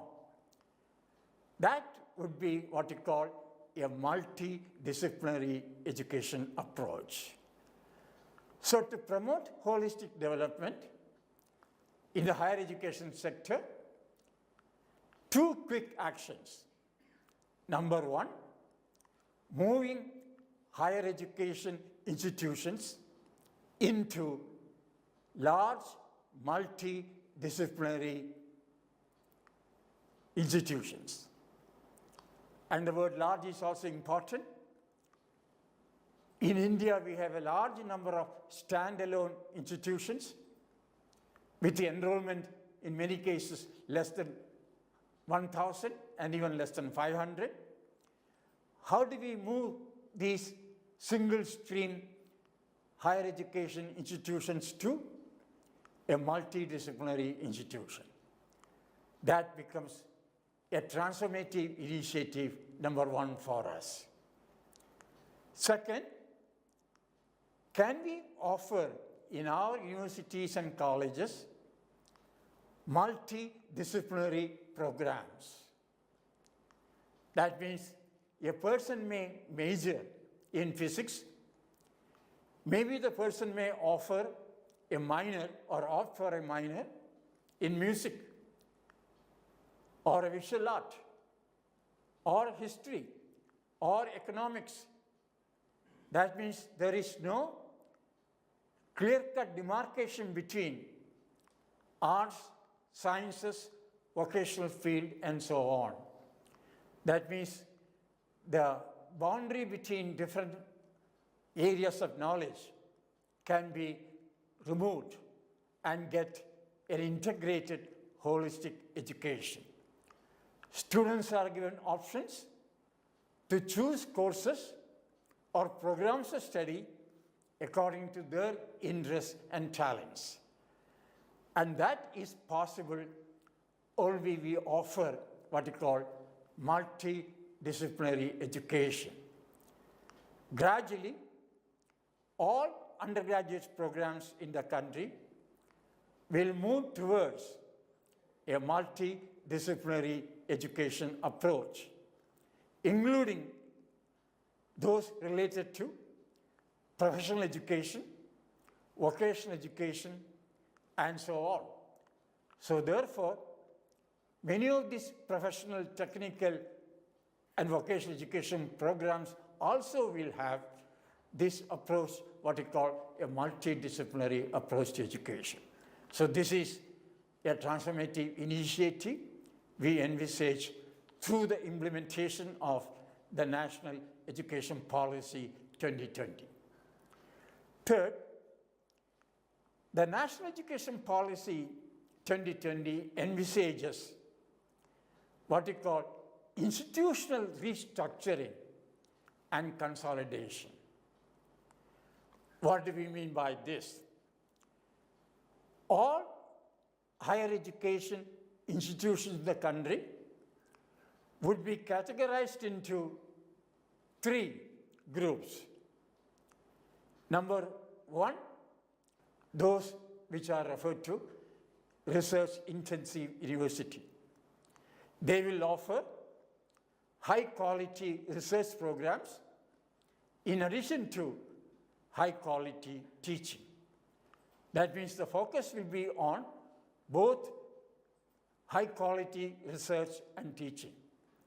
This will be one set of higher education institutions. Second, teaching-intensive universities. They will focus more on high-quality teaching, but at the same time, they will also do significant research. This is a second category. The third category belongs to what is referred to as autonomous colleges or constituent colleges, which can award undergraduate degrees. But they will also, if they accept 4-year undergraduate program, will also have research projects done by the students. These are the 3 categories of institutions we propose to have during the next 10 years. Research-intensive universities, teaching-intensive universities, autonomous colleges, or constituent colleges, which will award undergraduate degrees. Gradually through this, the affiliating system followed by the current universities will go away. It means many of them would become the colleges affiliated now, would become what is referred to as autonomous colleges or constituent colleges, which would be an integral part of the university. So this is what we call institutional restructuring and consolidation. The fourth aspect, if you really want to improve the quality of education, make it multidisciplinary approach to education, we will need to attempt revamping of curriculum, including pedagogy and assessment program. Therefore, we will need to undertake curricular revision. Learning content should be revised. Pedagogical approaches should be made in tune with the revised curricular structure, and assessment that would help in moving towards, in terms of the multidisciplinary approach. This is what we call moving towards academic excellence. Now, academic excellence, as I indicated earlier, include three things. Number one, enhancing the relevance of learning contents. This is one aspect. The syllabi has to be revised, and the contents related to these must be improved. Second element of academic excellence is what is referred to as teaching excellence. How can we ensure that the teaching learning process is improved to make it excellent in terms of imparting relevant knowledge, skills, attitudes, and values among all our students? Third element of academic excellence is, as I indicated earlier, improving the assessment methodologies and procedures. The policy talks about three approaches to assessment. Number one, assessment of learning. That means assessment of learning outcomes, expected learning outcomes.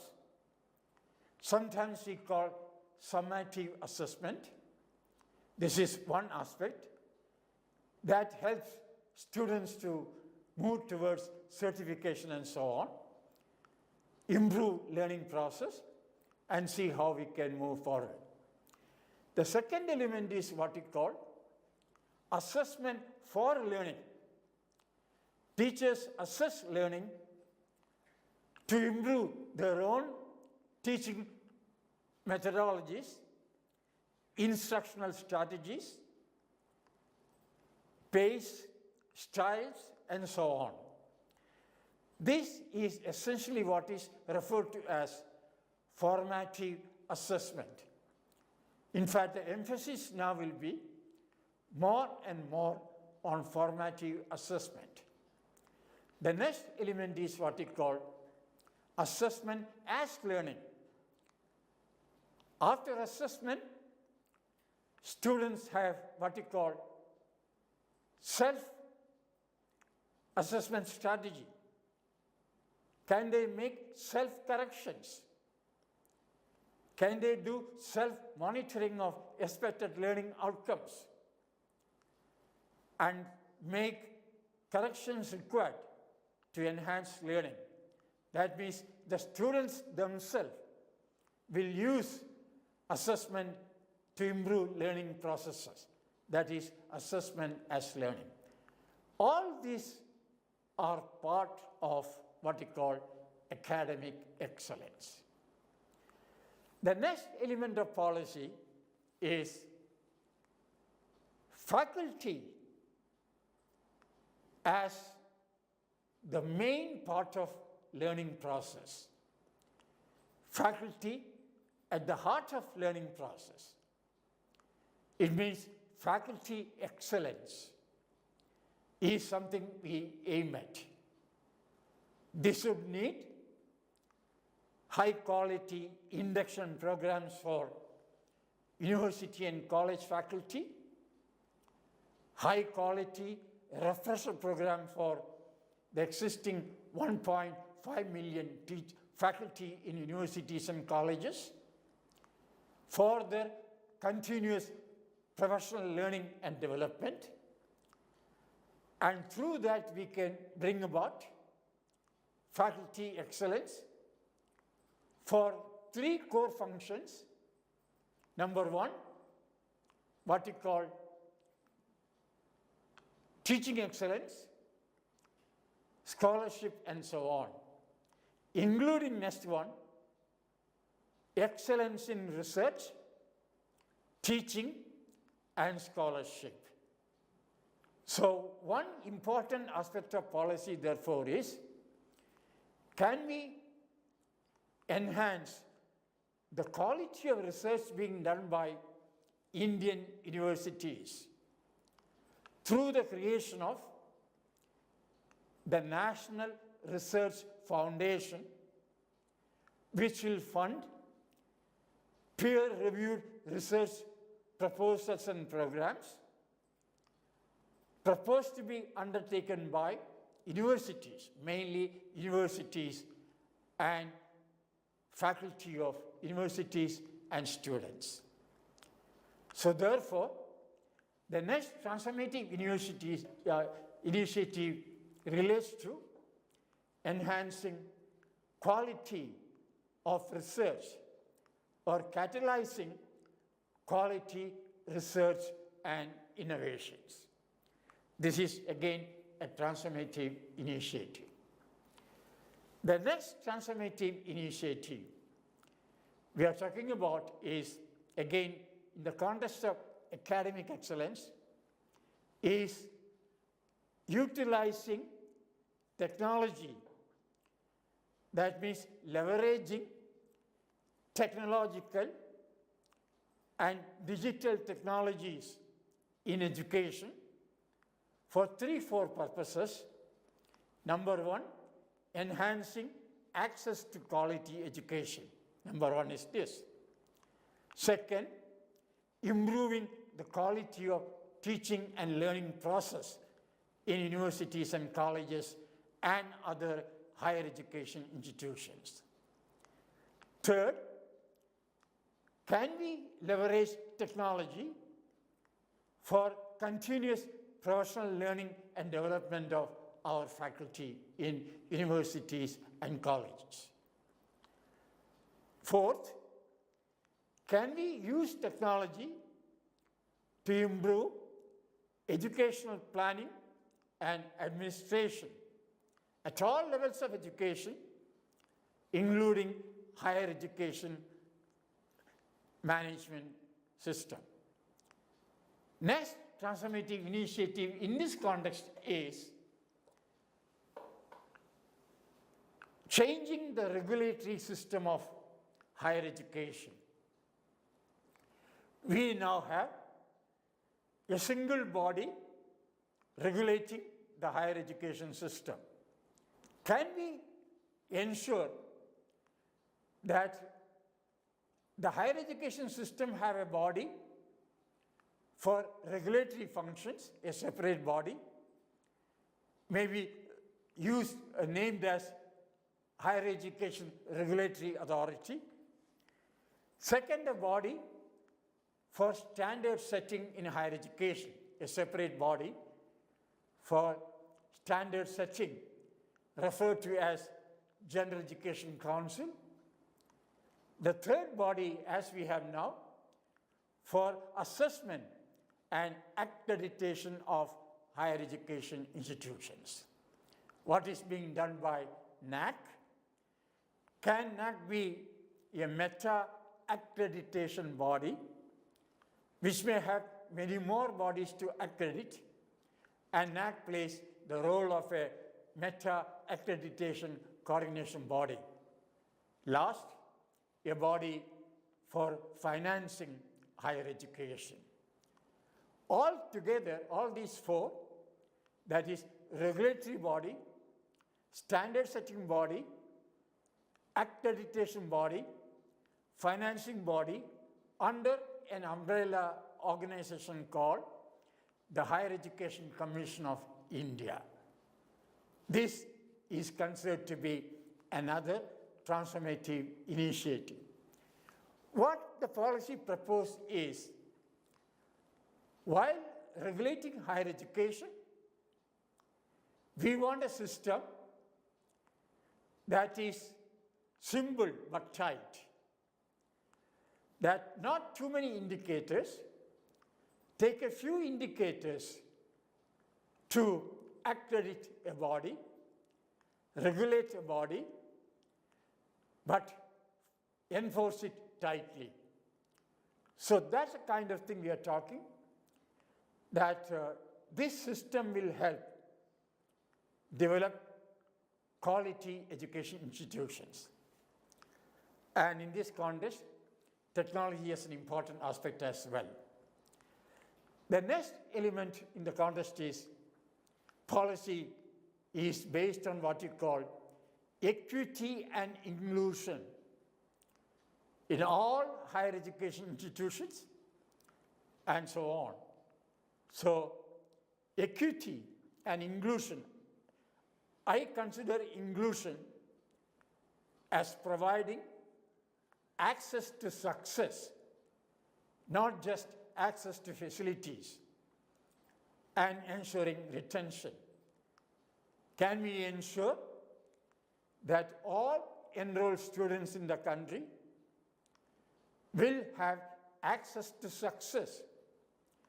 They would attain the expected learning outcomes in the case of all students. So equity and inclusion as cornerstone of the National Education Policy 2020. Next in the case is, can we ensure what we call the support system for all colleges and universities, a quality learning environment to ensure a conducive learning environment for a support system for students, how we can do it. So an important emphasis of the policy is on what is referred to this as improving the quality of learning environment and support systems, including the healthcare systems for students and faculty. Can we attempt that?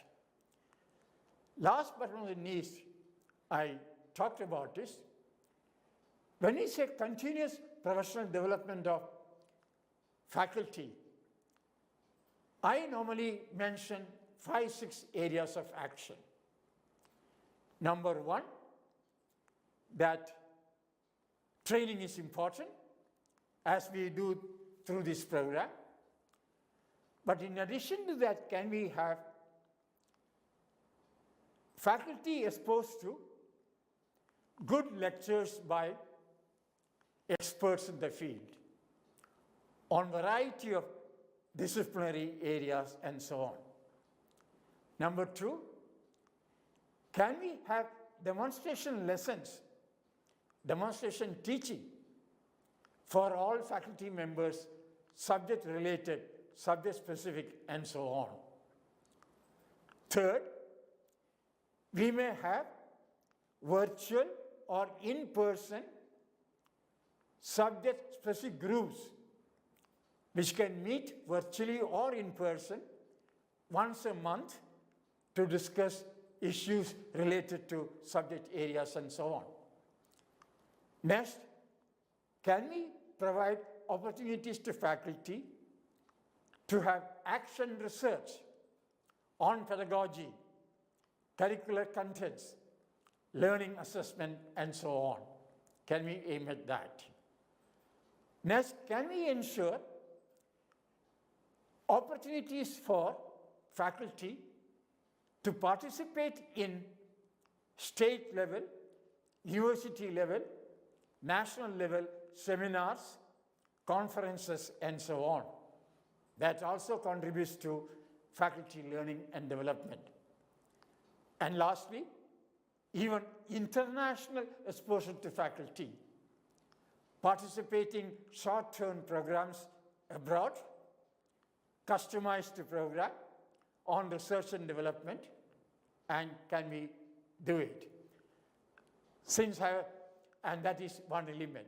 Since I have limited time, I'm not trying to say that the policy, when implemented totally, will help enhance student excellence, students capable of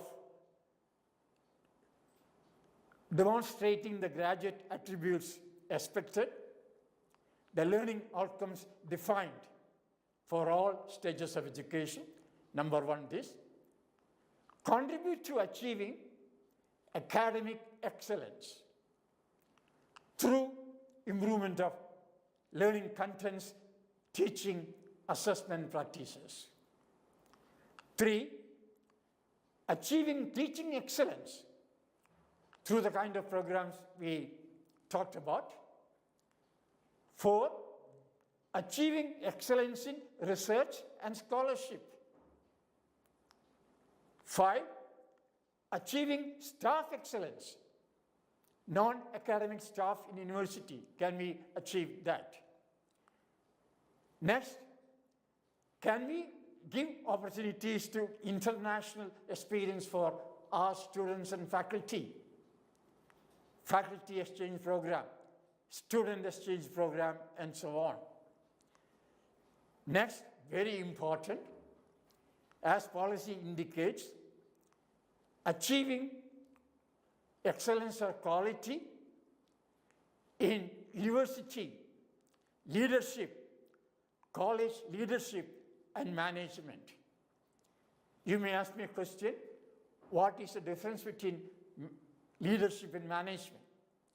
A leader is one who sets a vision for your college or university, sets directions for actions during the next 10 years and so on, 15 years, 20 years.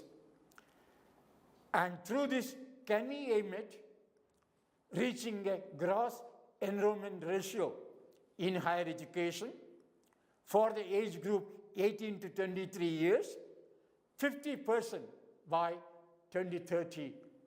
That is a target. Can we reach that? So excellence in governance and leadership is extremely important thing. Management. A manager controls resources, deploys team to ensure that the proposed vision of a university is enhanced, achieved, and that becomes the role of a manager.